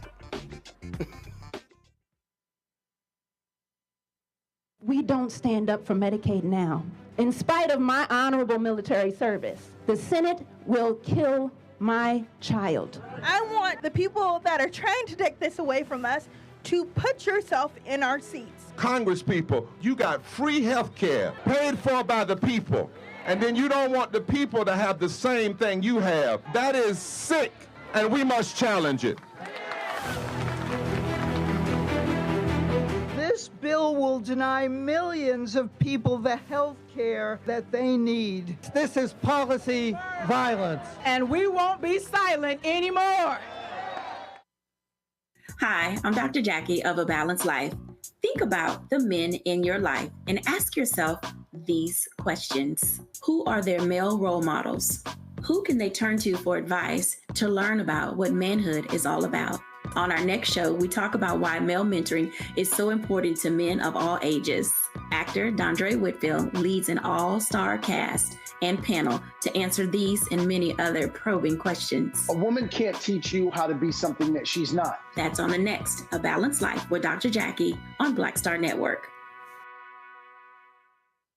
What's good, y'all? This is Doug E. Fresh, and you're watching my brother Roland Martin Unfiltered as we go a little something like this. Hit it.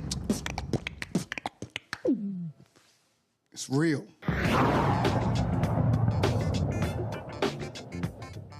All right, folks, more questions with regards to the 2024 election and whether or not it was legitimate. Various analyses have been done, and people have been saying, wait a minute, hold up. How in the world could Donald Trump win all of the battleground states? Pew came out with their breakdown of the election today, and they literally said that even if there was a dramatic increase of folks who voted in this election, Donald Trump would have still won. That's perplexing because folks talk about how, well, if you Republicans even say if there's an increase in people voting, it favors the Democrats. Well, a leading expert in election forensics, Dr. Walter Mabane Jr. of the University of Michigan has found what he says is statistical evidence suggesting potential vote manipulation in the 2024 presidential election.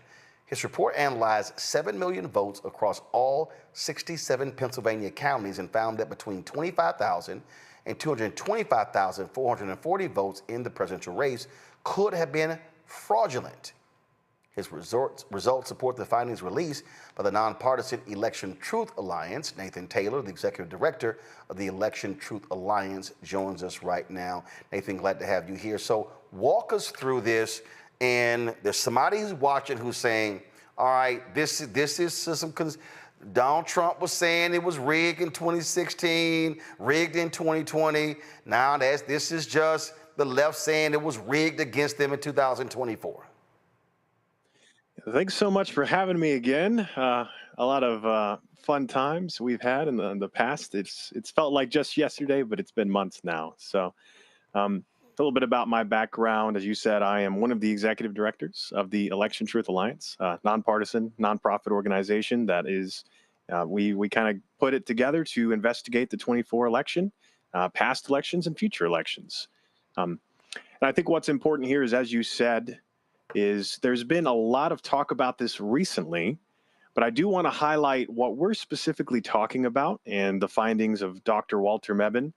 This is not voter fraud. This is election fraud. And the difference is voter fraud is from people who may cast their votes. Election fraud is specifically a concern of a system or a systemic issue that's changing how people vote against their will. And I think that's what's important is the work that I've been doing in the ETA and all of our volunteers. It's focused on, are there concerns of our systems and are they free and fair? And, what can we do to dive deeper? So to kind of highlight that, for North Carolina, we did prepare a nice PowerPoint and some data points for you. I don't know if you have that available or not, but let's talk a little bit about Dr. Walter Mebane, his findings and his background. If you're familiar, if you're not familiar, he's honestly like one of the leading election fraud experts in the United States and in the world, honestly. He was a part of a team that USAID actually provided a grant, and he made a election fraud toolkit that has been applied for multiple elections. He wrote papers for previous elections, I think 2019, and he actually looked at the 2020 presidential election as well and found no significant concerns of election fraud benefiting the winning candidate then. So what is really interesting is not only has he brought up his own concerns for Pennsylvania, which we have published our findings on our website as well, but we have also worked with him for North Carolina, and he's provided us his analysis of North Carolina, the entire state. So let's see if we can get any visuals up. If not, we'll do this the old-fashioned way. Let's see. So here's what I have up.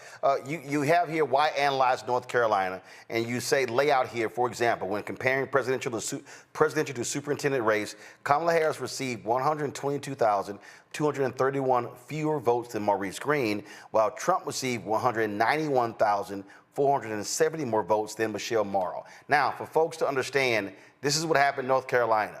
Democrats won the governor's mansion, lieutenant governor, attorney general, secretary of state, superintendent, and the Supreme Court race, but Harris lost the White House.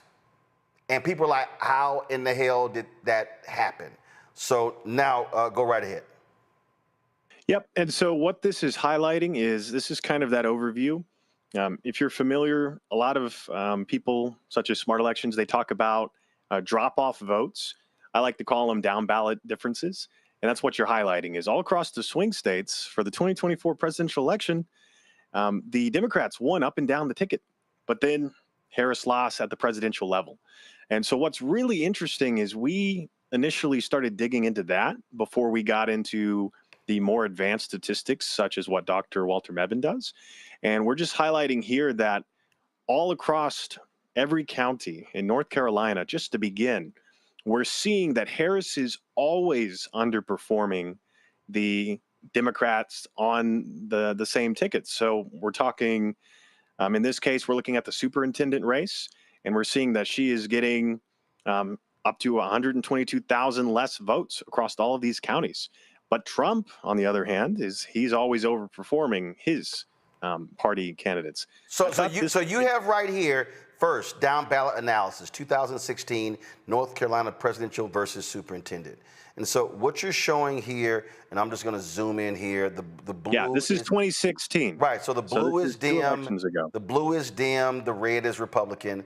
And so what you're showing is, so we see these blue lines below zero. So explain what that is. Yep, so what we're looking at here is the zero line is the amount of votes the superintendent got for both parties.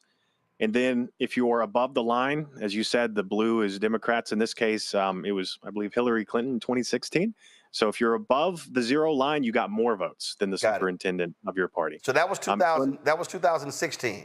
Yes. But then we go down to 2020. Yeah. Well, what's really interesting, as you'll see in comparison, is 2016, both candidates on average were overperforming. They were both sitting pretty solidly across and it was very back and forth, right? Some of them had more votes in some areas, some were sitting a little lower. We don't see a lot of negative votes here. We don't see a lot of negative drop off. And that's what's important is we think if this is what a more normal election looks like across a state, every county, now let's look at 2024. And here, that is where a we're stark, highlighting. That is a stark difference in, wait a minute. Come on, switch to Nola. Nola's over here going, oh my God. Oh my. Yeah, this is just the beginning, because in this case, this is North Carolina. We're seeing this trend across a majority of the swing states. We're talking the more interesting ones as well. Pennsylvania, for their election day voting, looks very similar. And so what's important here? As we said, the zero line here on the left axis. 0 is the amount of votes the superintendent got. And if you're above the line, you got more votes. If you're below the line, you got less votes. In each of these lines, there's a red and a blue line per county. And so what's important here is we are seeing across every county in North Carolina. Oh, not one county. Not one county. I think there's technically one where it's such a small underperformance that it shows almost nothing. But I can't even see. Every county. Yeah. Harris is underperforming the superintendent in the entire state. In the entire state. But if I go back to 16, this is 16. And you see 1, 2, 3, 4, 5, 6, 7, 8, 9, 10, 11, 12, 13, 14, 15, 16, 17, 18, 19. Matter of fact, it's easier to count the superintendent race. So out of all the counties in North Carolina in 16, so the blue below 0 superintendent, right? The blue below 0 is the presidential, Hillary Clinton. Is the presidential. So only in 1, 2, 3, 4, 5, 6, 7, 8, 9, 10, 11, 12, 13, 14, 15, 16, 17, 18, 19, 20, 21, 22, 23, 24, 25, 26. So 28 counties in 2016, Hillary Clinton was below the superintendent. Correct? And what's more important is that correct? Yeah. Just 28. Just 28. 24, every What's important, county. though, as you said, is when you look at 2016, you see that both candidates overperformed. Right. You see in some places the Democrats overperformed significantly, and they were exceeding the amount of overperformance the Republicans had. But in 24, there is 0 overperformance. Yes, and that's what's important is this does not match what you would expect to see as normal human voting behavior. Wow. This is too consistent across every county. There's no variation. This raises alarms of potential systemic manipulation. And when where you would go ahead, I'm sorry. Yeah. Go ahead. No, and so as you said, systemic, when we talk about systemic is people go and they vote, and per county, it's going to be a little bit more random. Systemic manipulation is going to have an impact across multiple counties, multiple precincts, which normal human voting behavior can't do. You can't coordinate at that level. So what would cause this? Right? That's the question, is what would cause, in this case, Harris to underperform so consistently across every county in North Carolina? Do you have any thoughts? There's some common... it's... First, to your point, and this is the thing that people... This is impossible. Listen, there are a number of counties, especially in the Black Belt in North Carolina, where there are a significant, remember, Obama wins North Carolina by 14,100 votes in 2008. There are a lot of counties there where there are a lot of black people. This is saying, nah, nobody liked her. She underperformed across the entire state. Everywhere? Yeah, and what the concern here is, sure, you could have a candidate that's unpopular, but this is too consistent. This is far too consistent, and we have more. If we go back up to the quantifying potential impacts, let's talk a little bit about Dr. Walter Mebane and his findings. And we have hard numbers for you. We have estimated if this is caused by a systemic issue, let's say, for example, you're deleting votes. And so we've raised concerns. The ETA has raised concerns about the tabulation machines used across the U.S. There are vote counting machines, and then there are voting machines. They're not the same thing. And that's what's confusing for a lot of people. Is this what you want up? the quantifying potential impact? Yeah, this is great. Got it. And so we are concerned, and we are diving deeper into the machines that count the votes. And to quote a individual on his pre-inauguration night, he thanked a certain very involved individual that knows a lot about vote counting computers, and they won Pennsylvania like in a landslide. So what we're going to highlight here is, as you mentioned, Dr. Walter Mebane. He's a professor at the University of Michigan. He runs the Department of Political Science and Statistics.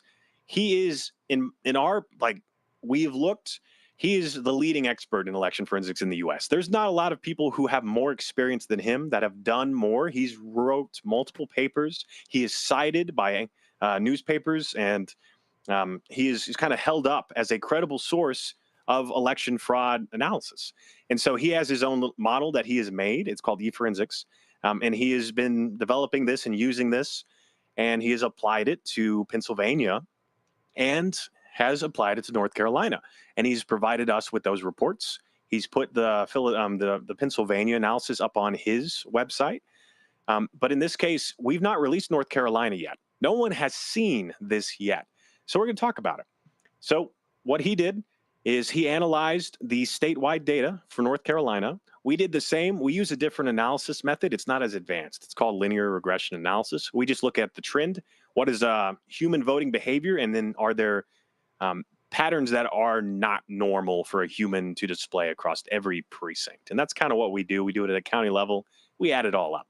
So his analysis for North Carolina, a working paper that he shared with us, it estimates, based on his model, up to 207,000 possibly fraudulent votes.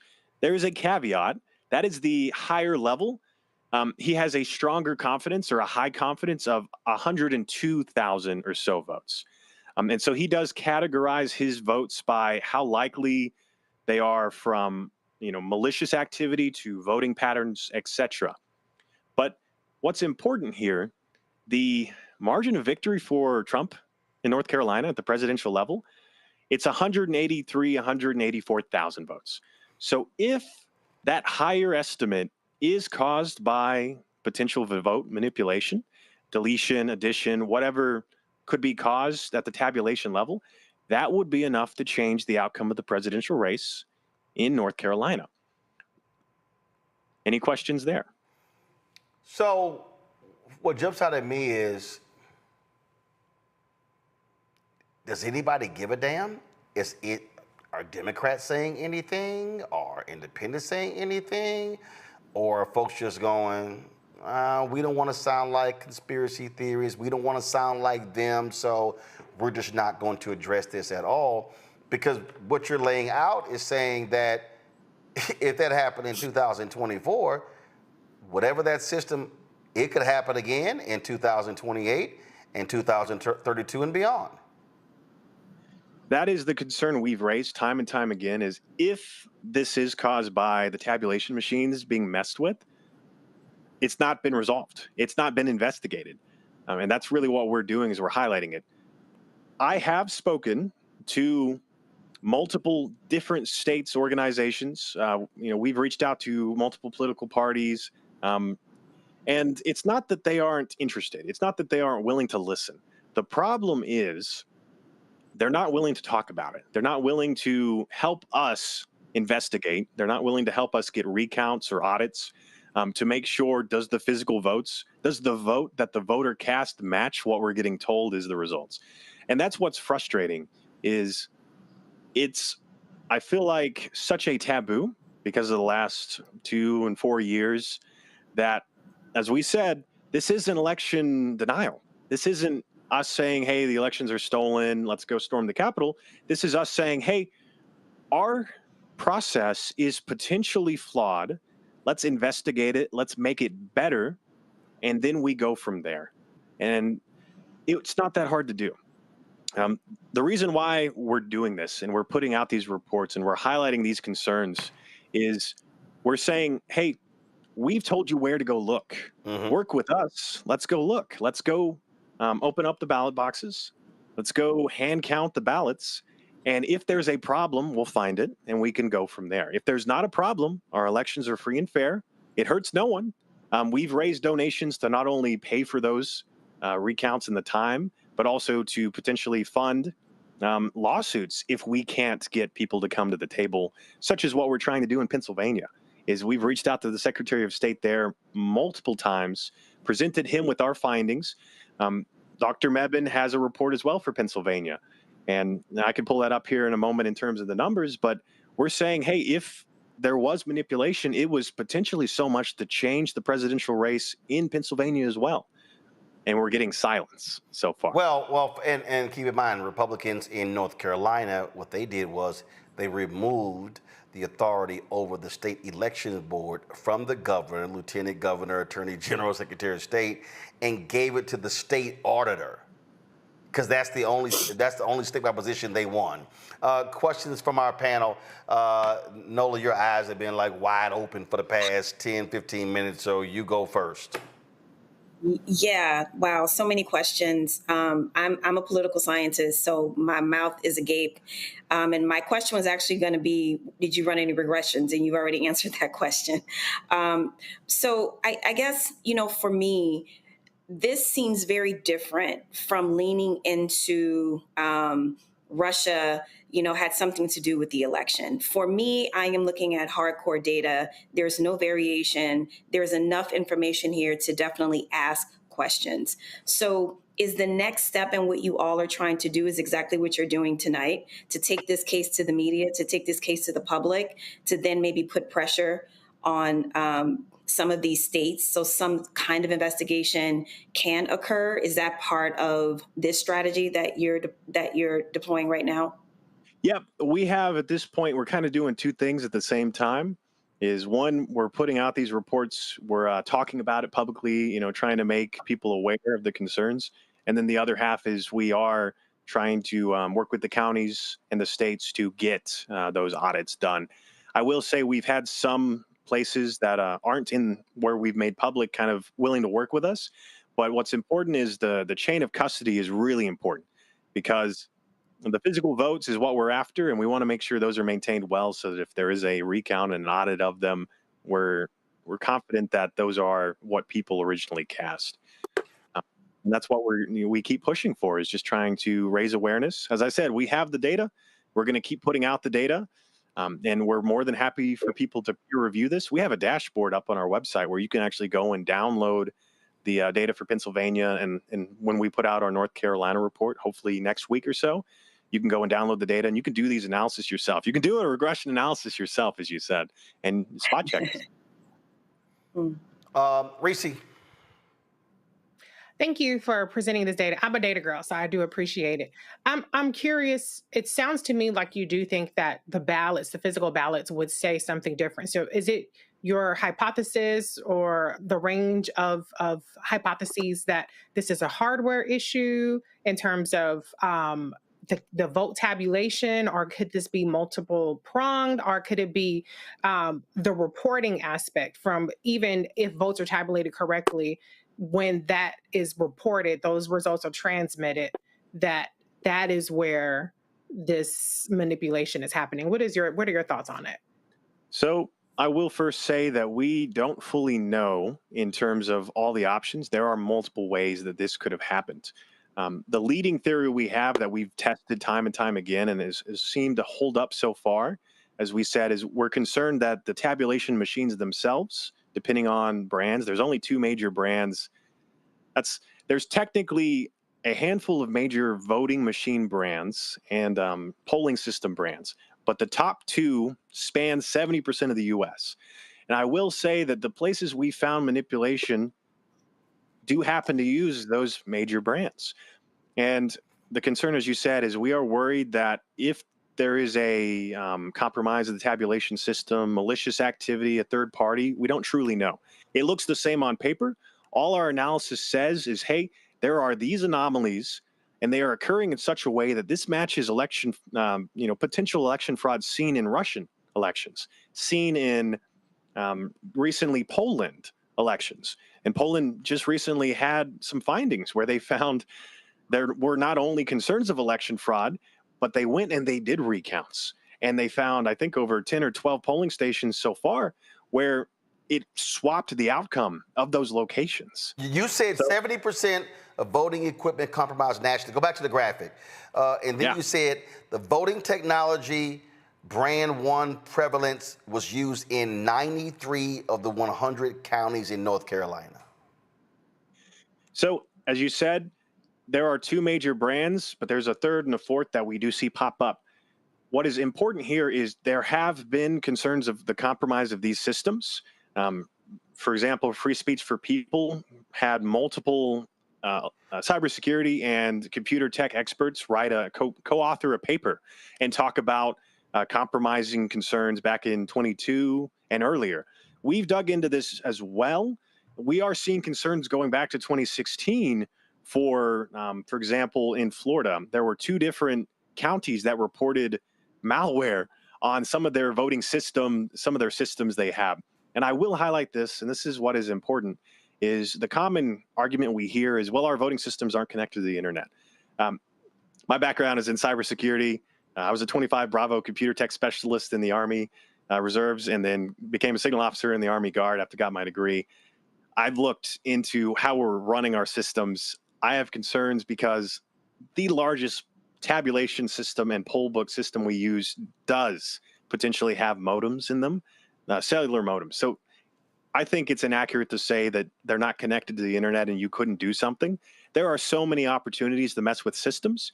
The only way to make sure that they're not being messed with is making sure we do appropriate audits. Those audits are double checked by third parties, and then physically looking at the votes as well and doing some hand counts where there are anomalies. And that's what we're doing, right? Is we're highlighting, here are the anomalies. Let's go look. Greg. Thank you, Roland, and thank you for this report. I'm starting to glance through Professor Mivon's Pennsylvania numbers, and they are quite stunning.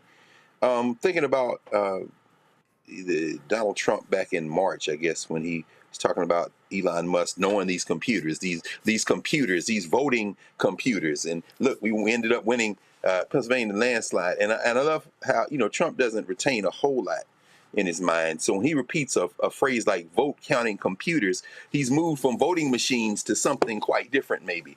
And so maybe you previewed for us where you all are headed. I'm wondering if it's too early to talk lawsuits. I don't know necessarily who would prove standing.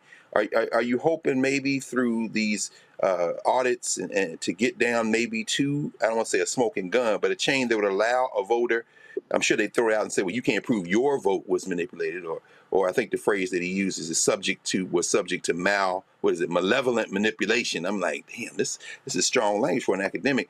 But could you imagine a lawsuit at some point? And if so, what might it look like?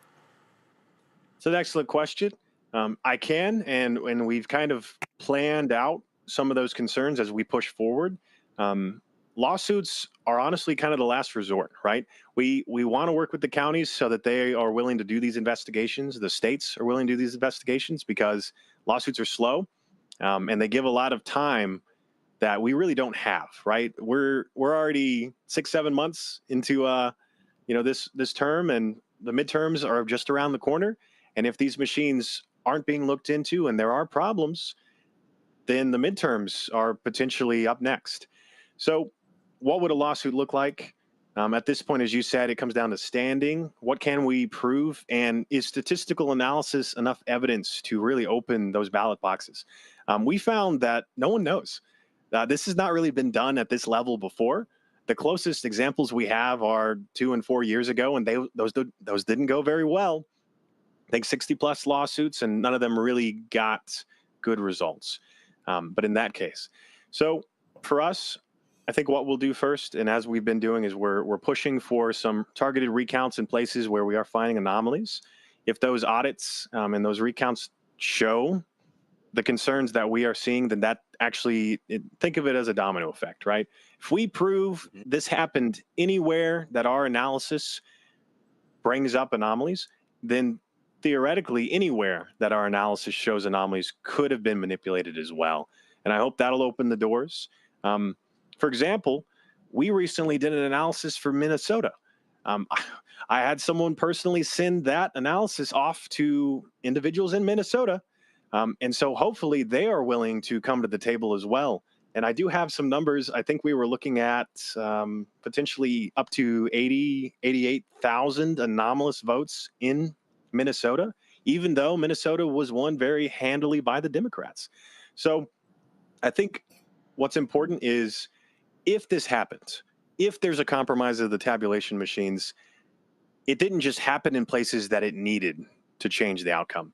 It potentially happened anywhere that these systems are being used. And that makes it easier on us to go and work with places that may be more willing to sit down and ask these questions and, do the work to verify. Thank you. To that point about Minnesota, remember, a lot during the election, you kept hearing, wait a minute, is Minnesota in play? Is Minnesota in play? You heard all of that, and folks talking about how Minnesota has changed. And so I think to your point, if you take a blue state and you're able to examine this and show what happened, then you can say, hey, let's look elsewhere.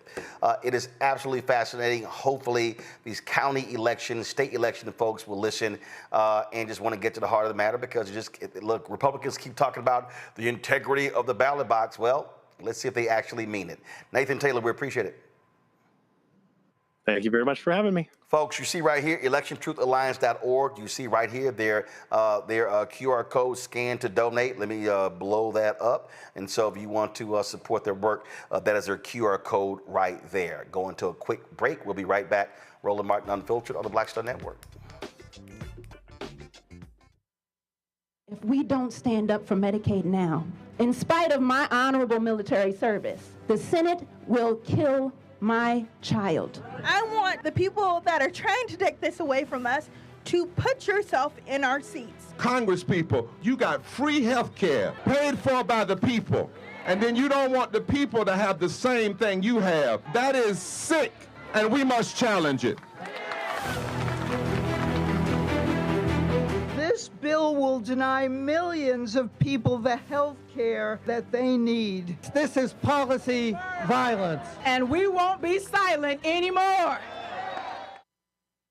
This week on the other side of change. Mass incarceration, Trump administration is doubling down on criminalization, and how it is profitable. And there's something really, really perverse about saying that we need to put people in cages in order for other people to have jobs. Like, that is not how our economy should be built. Only on the other side of change on the Black Star Network.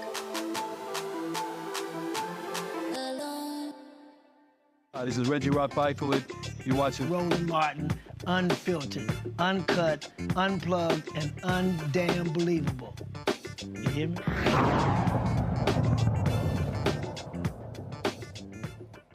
New Jersey Congresswoman pleads not guilty to assault charges. LaMonica McIver faced a federal judge on Wednesday to answer charges made by the Department of Homeland Security agents while visiting the Delaney Hall Detention Center in Newark that took place on May 9th. The complaint filed by Homeland Security says that she intervened and interfered in the official duties of these agents. Now, this, of course, was the same location where Mayor Ras Baraka of Newark was arrested as well.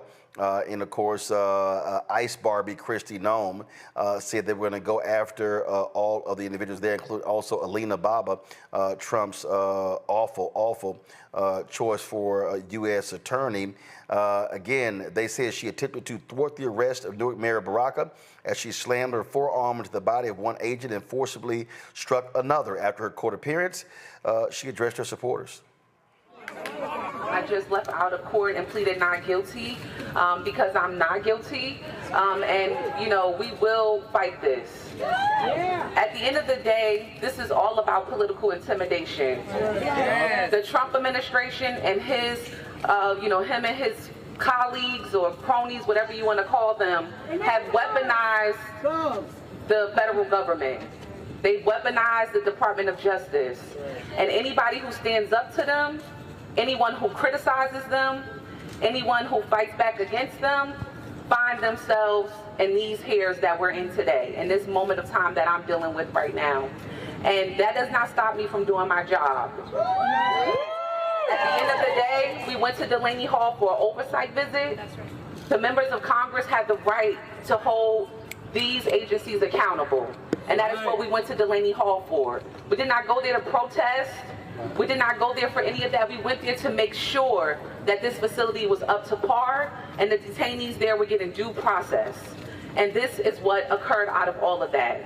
We've seen different cases of this administration bullying and intimidating elected leaders, from judges to anyone that gets in their way. This is what they do. And we will not stand for it. I will not stand for it. They will not intimidate me. They will not stop me from doing my job. I will continue to do what the people of the 10th Congressional District elected me to do. I'm going to continue to stand up for New Jersey because we're better than this. And New Jersey says no to Trump's hateful policies. And we'll continue to do that. We will not do that to each and every one of you who are here, who continue to express your First Amendment right, who continue to stand up to this administration. Do not back down. Do not back down. This is what they want us to do, and we will not do that. So we look forward to the next time in court. We're going to take this all the way through. They know they're wrong, and we're going to prove them wrong because the facts are on our side. No matter what headline they tweet about, no matter what they put on their Twitter, we know that the facts are on my side, and we're going to be in court defending those. After she left New Jersey, she went to the rotunda there, Statuary Hall, I'm sorry, and there was an impromptu news conference as Democrats stood with her and addressed the media, saying they're not going to allow her to go through this by herself. And so her trial is set for November 10th. All right, folks, in Texas, the grand jury there has indicted a black teen who stabbed a white teen at a track meet. That black teen has been indicted on first-degree murder charges. Carmelo Anthony admitted stabbing 17-year-old Austin Metcalf, but maintains it was in self-defense. Collin County DA Greg Willis called Metcalf's death a violent loss that shook the community. The confrontation reportedly began when Anthony sat under Metcalf's high school tent during a weather delay. After Metcalf repeatedly told Anthony to move, Anthony warned him not to touch him. According to reports, Metcalf then grabbed Anthony, prompting Anthony to stab him once in the chest. Anthony is out on $250,000 bond and was allowed to graduate from high school. Anthony's attorney, Mike Howard, called the indictment an expected routine step in the legal process. A trial date has not been set. All right, folks, this one here. I saw this video and I said, I got to play this for our Thursday panel.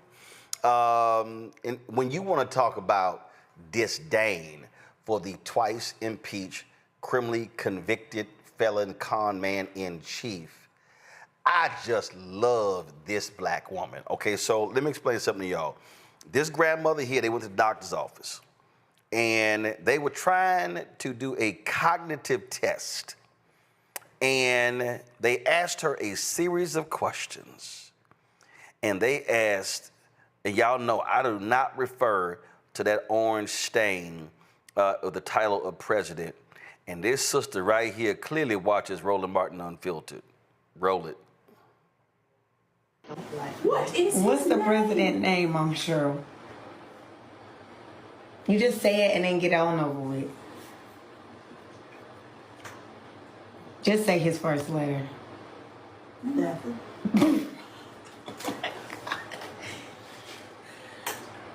Mama, you got to. I don't like him. Okay, we know. I don't like him. Name or no name, I don't like him. We know that. We know. We know that. But you have to tell her, because she asked you, and this is part of your test, what his name is. Or what's his first name? Nothing.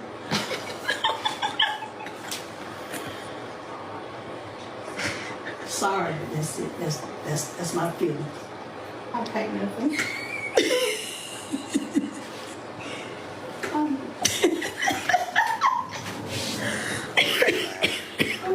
Okay.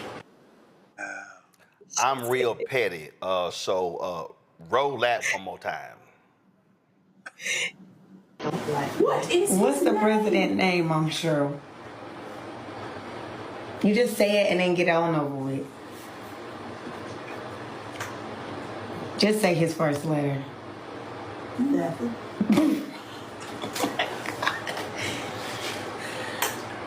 Mama, you got to. I don't like him. Okay, we know I don't like him.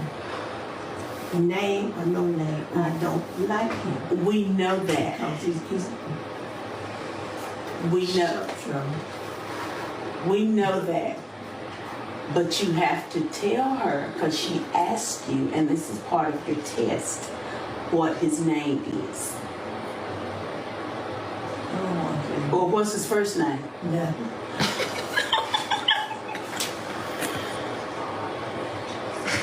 Sorry, but that's it. That's my feeling. I'll take nothing.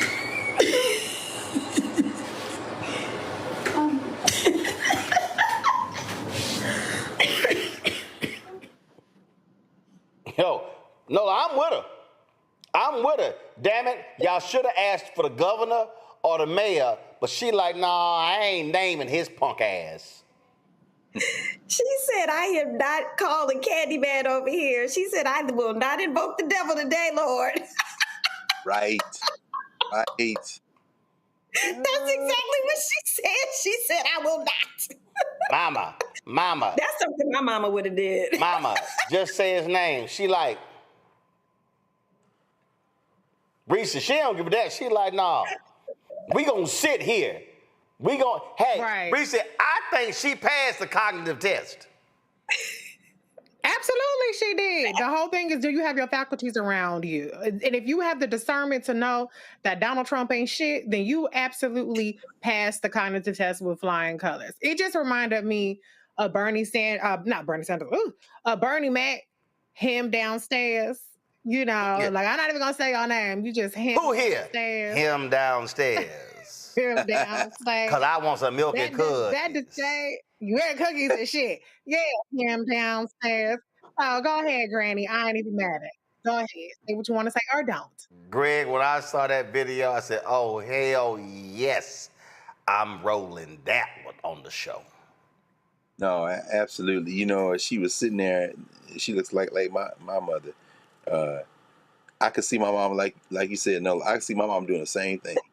Yeah. And of course, now, on the pain of being marked as somehow mentally diminished, and God only knows what that triggers, but as we were sitting there, I'm looking at that white nurse sitting there, who eventually says, I'll take nothing.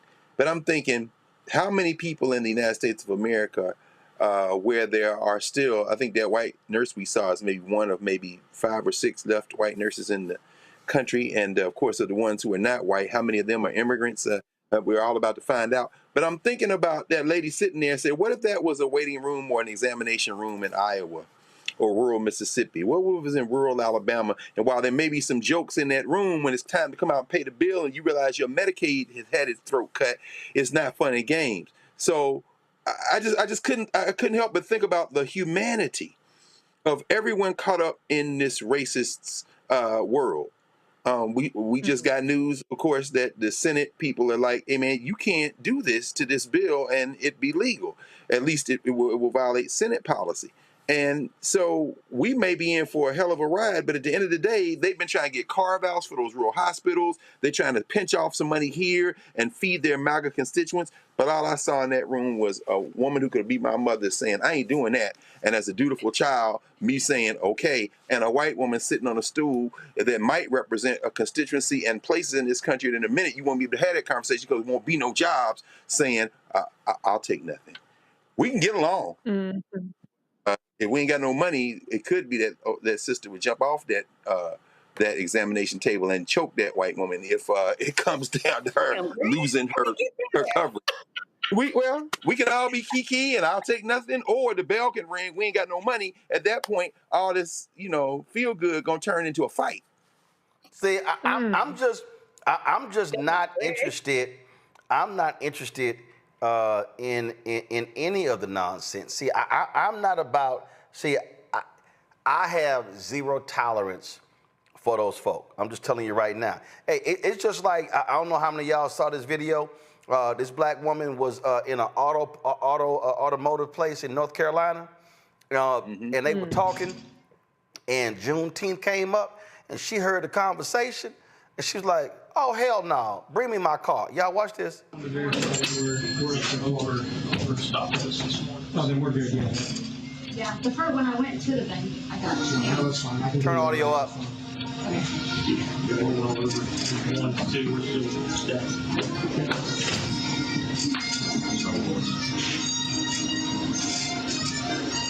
Why are the banks closed tomorrow? Juneteenth. New holiday they did 2 years ago. Okie dokie then. I know, right? My fucking truck. Pull my truck around. Please. Pull my truck around. And give me my keys to my truck. I don't want this to done. Please go get my truck. Thank you.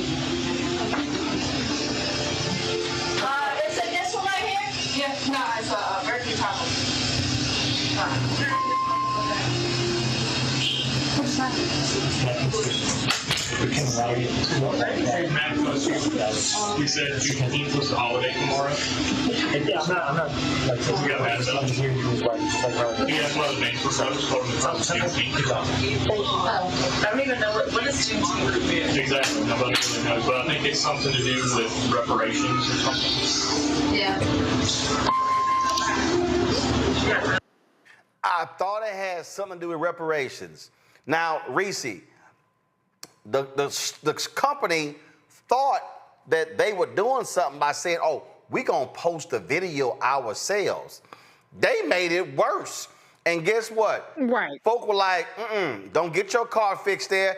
I'm with that sister. No, bring my shit around. No, I am not giving y'all money. Y'all want to sit here and mock Juneteenth? Yo, we out.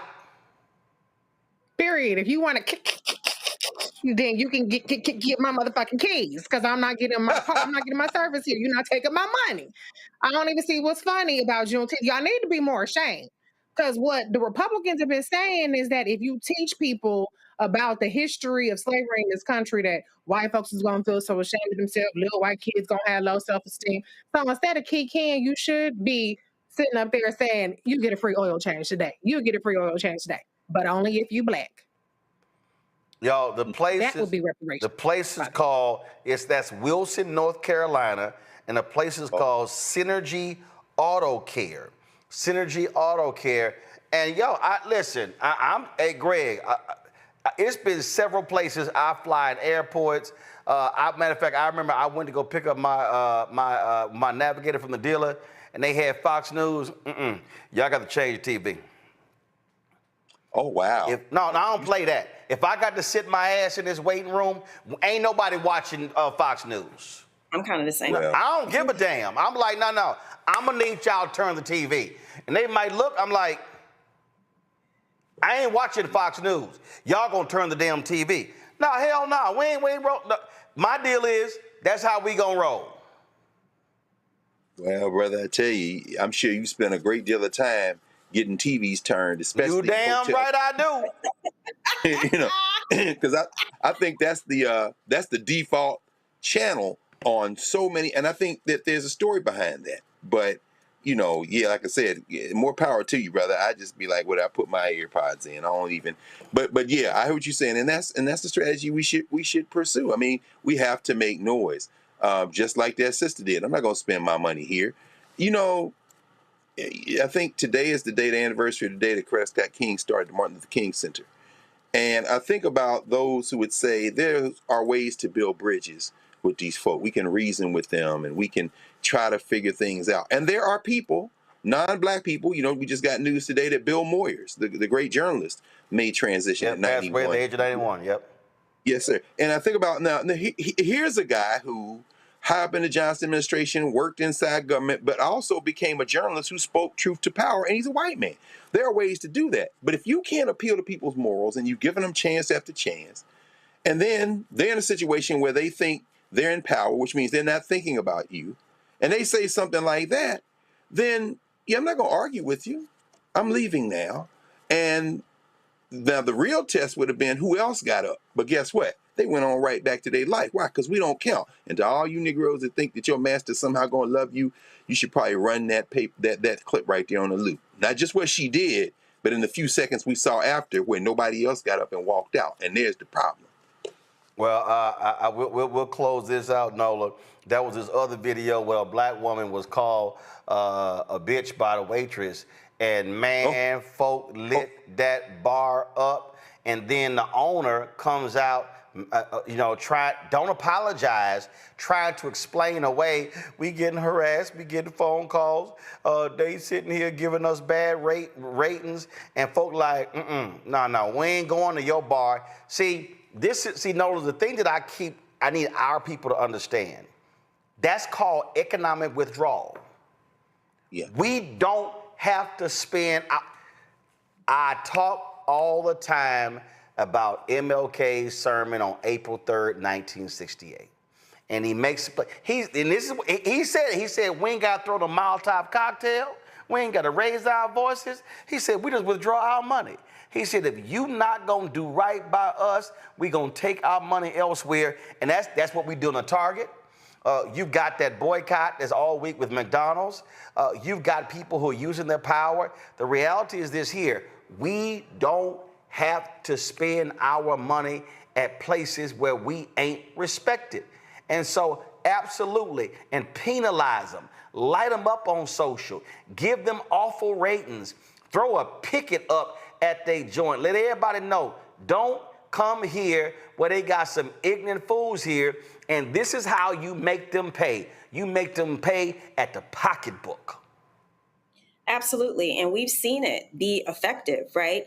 And I think we need the next iteration. We need the next step to this, because we see this administration gutting small business, business loans and opportunities for small business owners, especially Black folks, to get loans to open these businesses. So we need to start thinking about how to build upon this momentum and build that infrastructure to give entrepreneurs and small business owners resources to open up establishments that can counter the myriad of things that we are experiencing in these places, because the economic withdrawal is absolutely working. I'm very curious to see what that's going to look like for McDonald's. That's going to be a very interesting test. But I think the next step of this is infrastructure and investing in our own businesses, because it's not going to happen from the federal government. It's not going to be support there. So we need to start thinking about that part of it. Absolutely. Go ahead. The one thing I want to say, two quick things about the video before that. Was that a sister who stayed and she didn't walk out with her? And then secondly, they continued the conversation and continued to demean Juneteenth. Did I get all that? Yeah, they continued the conversation. They said, I think it has something to do with reparations. That's what they said. And so here's all I have for everybody watching. I need y'all to do me a favor, okay? And I've done this before. If y'all gonna shoot videos, don't. Oh, here we go. Don't shoot vertical. Don't shoot vertical. Here we go. Okay? Because see, when y'all shoot vertical, we got black bars on the side. I need y'all to shoot horizontal. And see, and look, if y'all gon' let me show you. Now come to me. See, I'm helping y'all out. See, let me just give y'all, this is a selfie lesson, a video lesson. I want you to hold your phone like this. And see, that way you can maneuver. And do me a favor, keep that shit steady. I can't stand some of y'all shooting videos and y'all, come on, give me the shot. Some of y'all be, no, give me the, some of y'all be like, all this here. See, I need y'all to, see that here? Steady. Look how I'm holding it. See? Steady. That way we can see. No, give me a shot of holding the phone. See this here? Steady. Y'all see how? You see what my fingers here? I ain't blocking the camera. We ain't doing that. Matter of fact, some of y'all can't shoot with the camera up top. So just turn your phone this way and have the camera at the bottom. So that way your fingers are nowhere. But if y'all gonna shoot, that's right. Shoot this way. That way your phone is locked. Y'all see how steady this is? And then, come on, give me the shot. See this here? Yeah, boom. See, we ain't shaking. We ain't shaking. Then when they move right, I need y'all to slowly pan. Then when they move left, I need y'all to slowly pan. Okay, so just do me a favor. When y'all shooting these crazy cops and these Karens and all these folk acting a fool, please shoot horizontal so we can, that way it fills the whole screen as opposed to shooting vertical. Then we got 2 black bars on the side. That's just a PSA right there. So that's just like a little pet peeve of mine. That pet peeve of mine, just like folk who use DJI or Rode microphones with a big ass fur ball sitting on top. Yeah, precisely. Okay, and for all y'all out there who don't understand television, that is called a wind screen. That little furry thing is called a wind screen. That thing is designed to reduce the wind that's actually when you're outside, and so you're not getting now from Martin.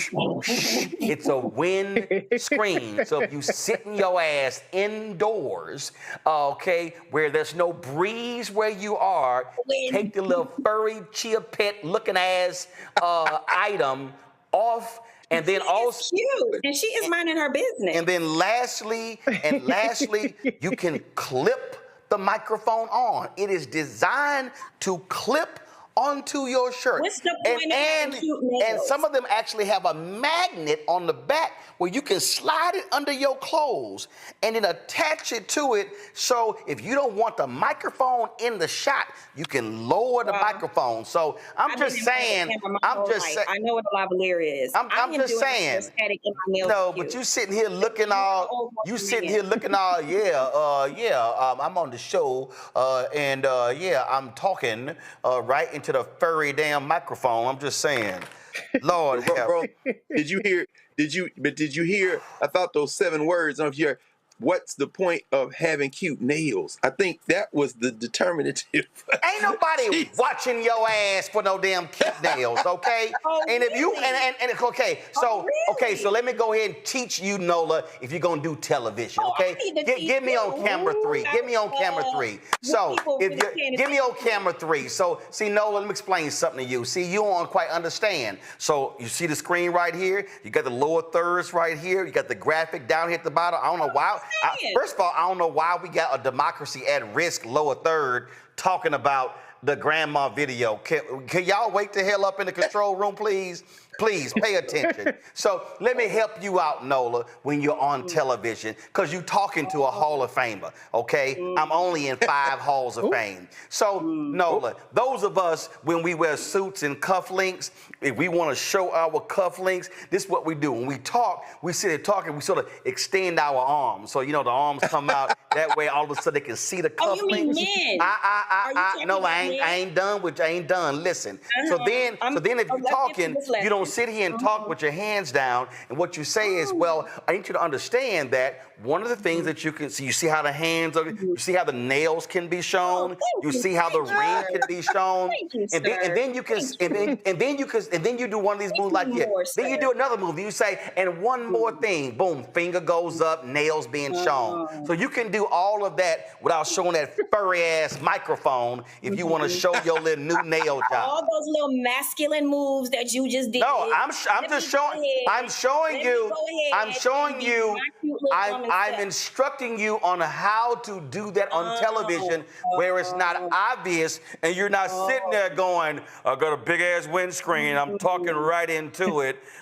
Thank you. Matter of fact, I thank the black people in St. Louis who gave me this fan. See, this is probably why you need a furry ass microphone if you got a personal fan. She comes prepared, honey. I have fan and microphone. No, that ain't doing nothing. So I'm just simply saying, Lord have mercy. Lord, I gotta teach people how to do some damn television. We got all them damn degrees, and we can't read a manual to understand. We talking in a windscreen. See what happens? You can have a PhD, a ED, a MBA, a JHD, a division degree. You can have every damn degree. You can have all them letters behind your name, and you can't read a manual on how to use a microphone. Okay, yeah, that's exactly what it is. I'm done. Greg, let me thank you very much for being here. Reese, thank you for keeping cussing to a minimum. Wait, I said MF just one time, so we appreciate. Well, I did have one more thing to add. All right, go ahead. See, go ahead. So I just have to add, because we kind of sped past the Congresswoman LaMonica McIver point, I would be remiss if I didn't point out that this administration has been attacking elected leaders. However, when it comes to the men, when you think about Mayor Ross Baraka, when you think about Comptroller Brad Lander, and even when you think about Senator Alex Padilla, they haven't been charged, or if they have been charged, the charges have been dropped. But when it comes to women, when you think about the judge Hannah Duggan in Wisconsin and Congresswoman LaMonica McIver, they are going full speed ahead with charging these women. And it goes back to what I've been saying for years, that we already don't have citizenship in this country. The Supreme Court today already ruled again that not only can states discriminate against Planned Parenthood for abortion services, but also for non-abortion care. And so what we're seeing is an attack not just on the citizenship of women, but of the leadership of women. They want to make sure that women are subjugated in this country, whether that's a woman in an elected position or a woman in a judicial position. So I'm telling all the women in this country, you better wake the fuck up, because they are not even nearly done yet, and they are not backing down from their war on women. You done cussing? Thank you, Reese. You done cussing? I'm done. That was only one cuss word. Okay. All right. Thank you very much. I thought we had gotten through with just one MF and one F, but we added another one to it. So, all right. Thank you very much, Greg Carr. Appreciate it. Thanks for sitting in for me on Tuesday when I was speaking in Syracuse. I saw some of y'all little petty ass comments in the section complaining about the audio. That wasn't me. We had the line hooked up from the audio dudes, and so I can't be running the camera standing at the damn podium.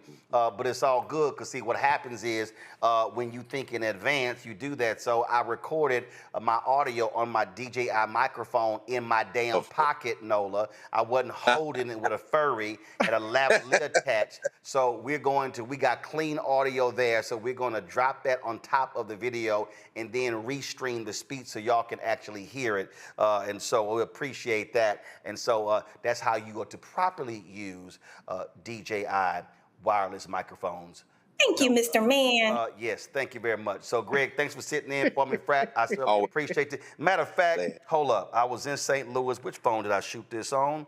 I was in St. Louis last week. Let me go ahead and find this. Black people, black people are the king and queens of shout out.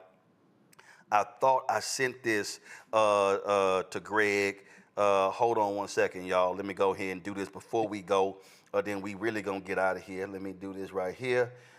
So black people love saying, "Hey, can you tell so and so I said hello?" And they always. I'm like, y'all, listen. I can't sit here. So it happens all the time.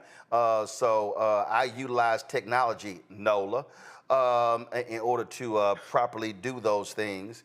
And so I was in St. Louis. Hold on one second. Let me go ahead and, first of all, let me flip this, crop it properly.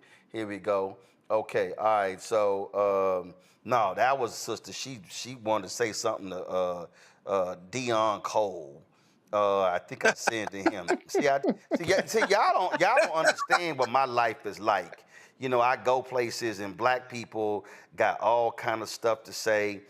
Some woman. Well, they say the same thing. Hey, tell Roland I said what up. I know. No. They want to know. Now, be sure to tell them. So I just go ahead. Why Roland treat you like that?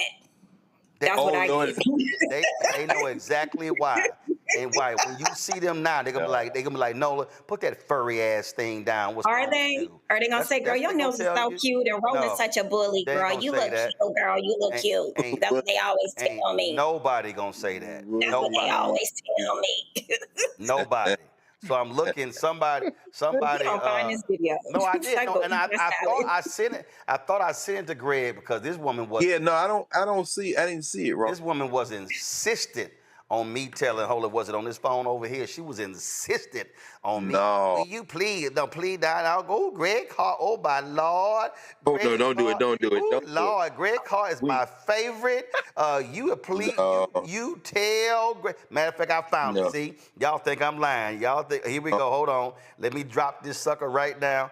on my iPad that's connected. So, cause she. If none of us took this long, he would be talking so much. Hey,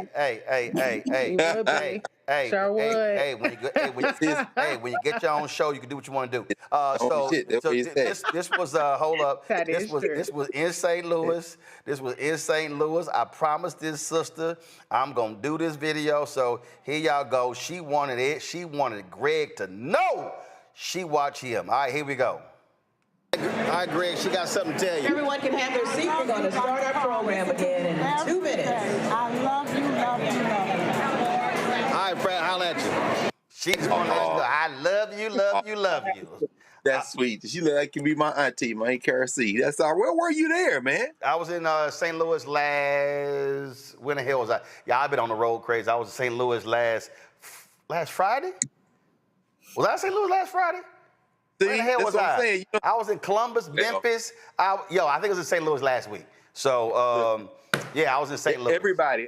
It's like Reese said and like Nola said, we can't go nowhere without everybody saying, roll it, roll it, roll it, roll it, everywhere. In the last 3 weeks, I see Birmingham, Dayton, Nashville, Atlanta, New York, Philly, those places. And I ain't been nowhere. And I know I can speak for both of y'all.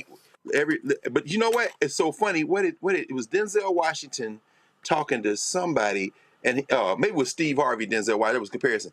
And Denzel said, you know, I'm in the movie, so people pay to see me once every 2 or 3 years on a big 40-foot screen, and they don't think they know me.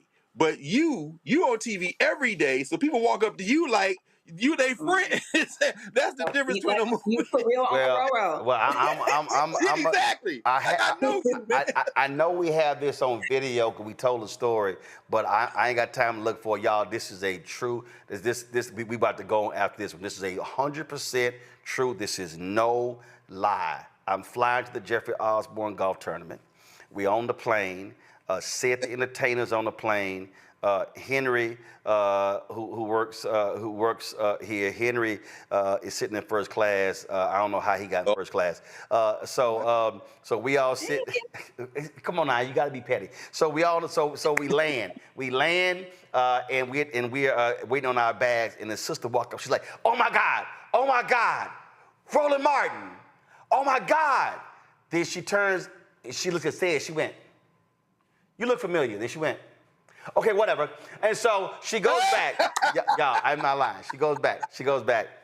And she's like, "Oh my God." She's like, "Do you have people who were supposed to be aborted and then their mamas did this?" She starts telling me a story about her mama was going to abortion, and then she changed her mind as how she was born. I was like, "Well, I've actually had the people on the show who are pro-life." She's like, "Well, I think I would love to come on and talk about it." Then she goes, Here, take this picture."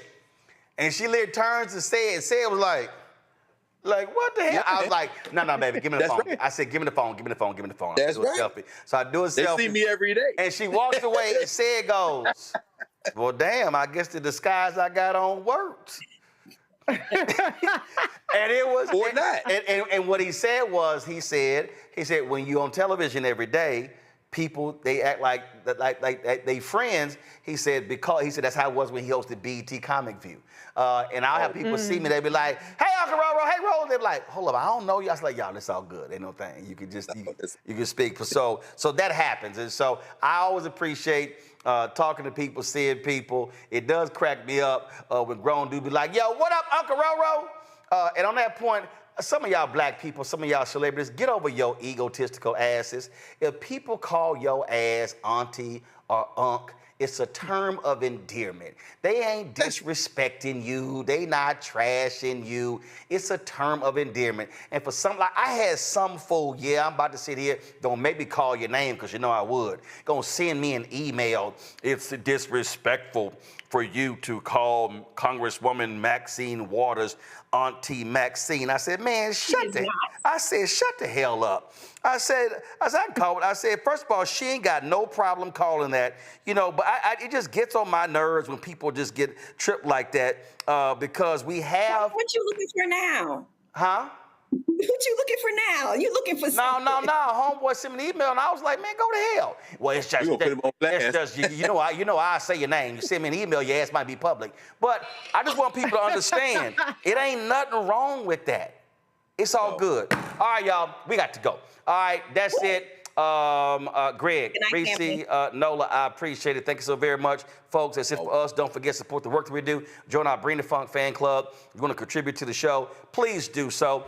Cash App, use the Stripe QR code. You see it right here. Also, if you want to sit here and support us, check a money order, mail it to, make it out to Roland Martin Unfiltered, P.O. Box 5, send it to P.O. Box 57196. P.O. Box 57196, Washington, D.C., 20037-0196. PayPal, R. Martin Unfiltered, Venmo, RM Unfiltered, Zelle, Roland at RolandSMartin.com, Roland at RolandMartinUnfiltered.com. You also, of course, can support the work that we do. Download the Black Star Network app, Apple phone, Android phone, Apple TV, Android TV, Roku, Amazon Fire TV, Xbox One, Samsung Smart TV. Then you can also, of course, get out my book, White Fear, How the Browning of America is Making White Folks Lose Their Minds, available bookstores nationwide. Download the audio version on Audible. Don't forget to also get our gear, Roland Martin Unfiltered, Black Star Network gear. Go to rolandmartin.creator-spring.com. The QR code's there as well. If you ordered stuff and you haven't gotten it, send us an email. We'll help you out. And of course, support the black-owned products that we have at shopblackstarnetwork.com. Shopblackstarnetwork.com. You see it right there. And of course, we want you to download the app Fanbase. If you want to invest, go to startengine.com/fanbase. Folks, that's it. I'll see y'all tomorrow right here. Roland Martin, Unfiltered, Black Star Network. Holla! Time for True Talks.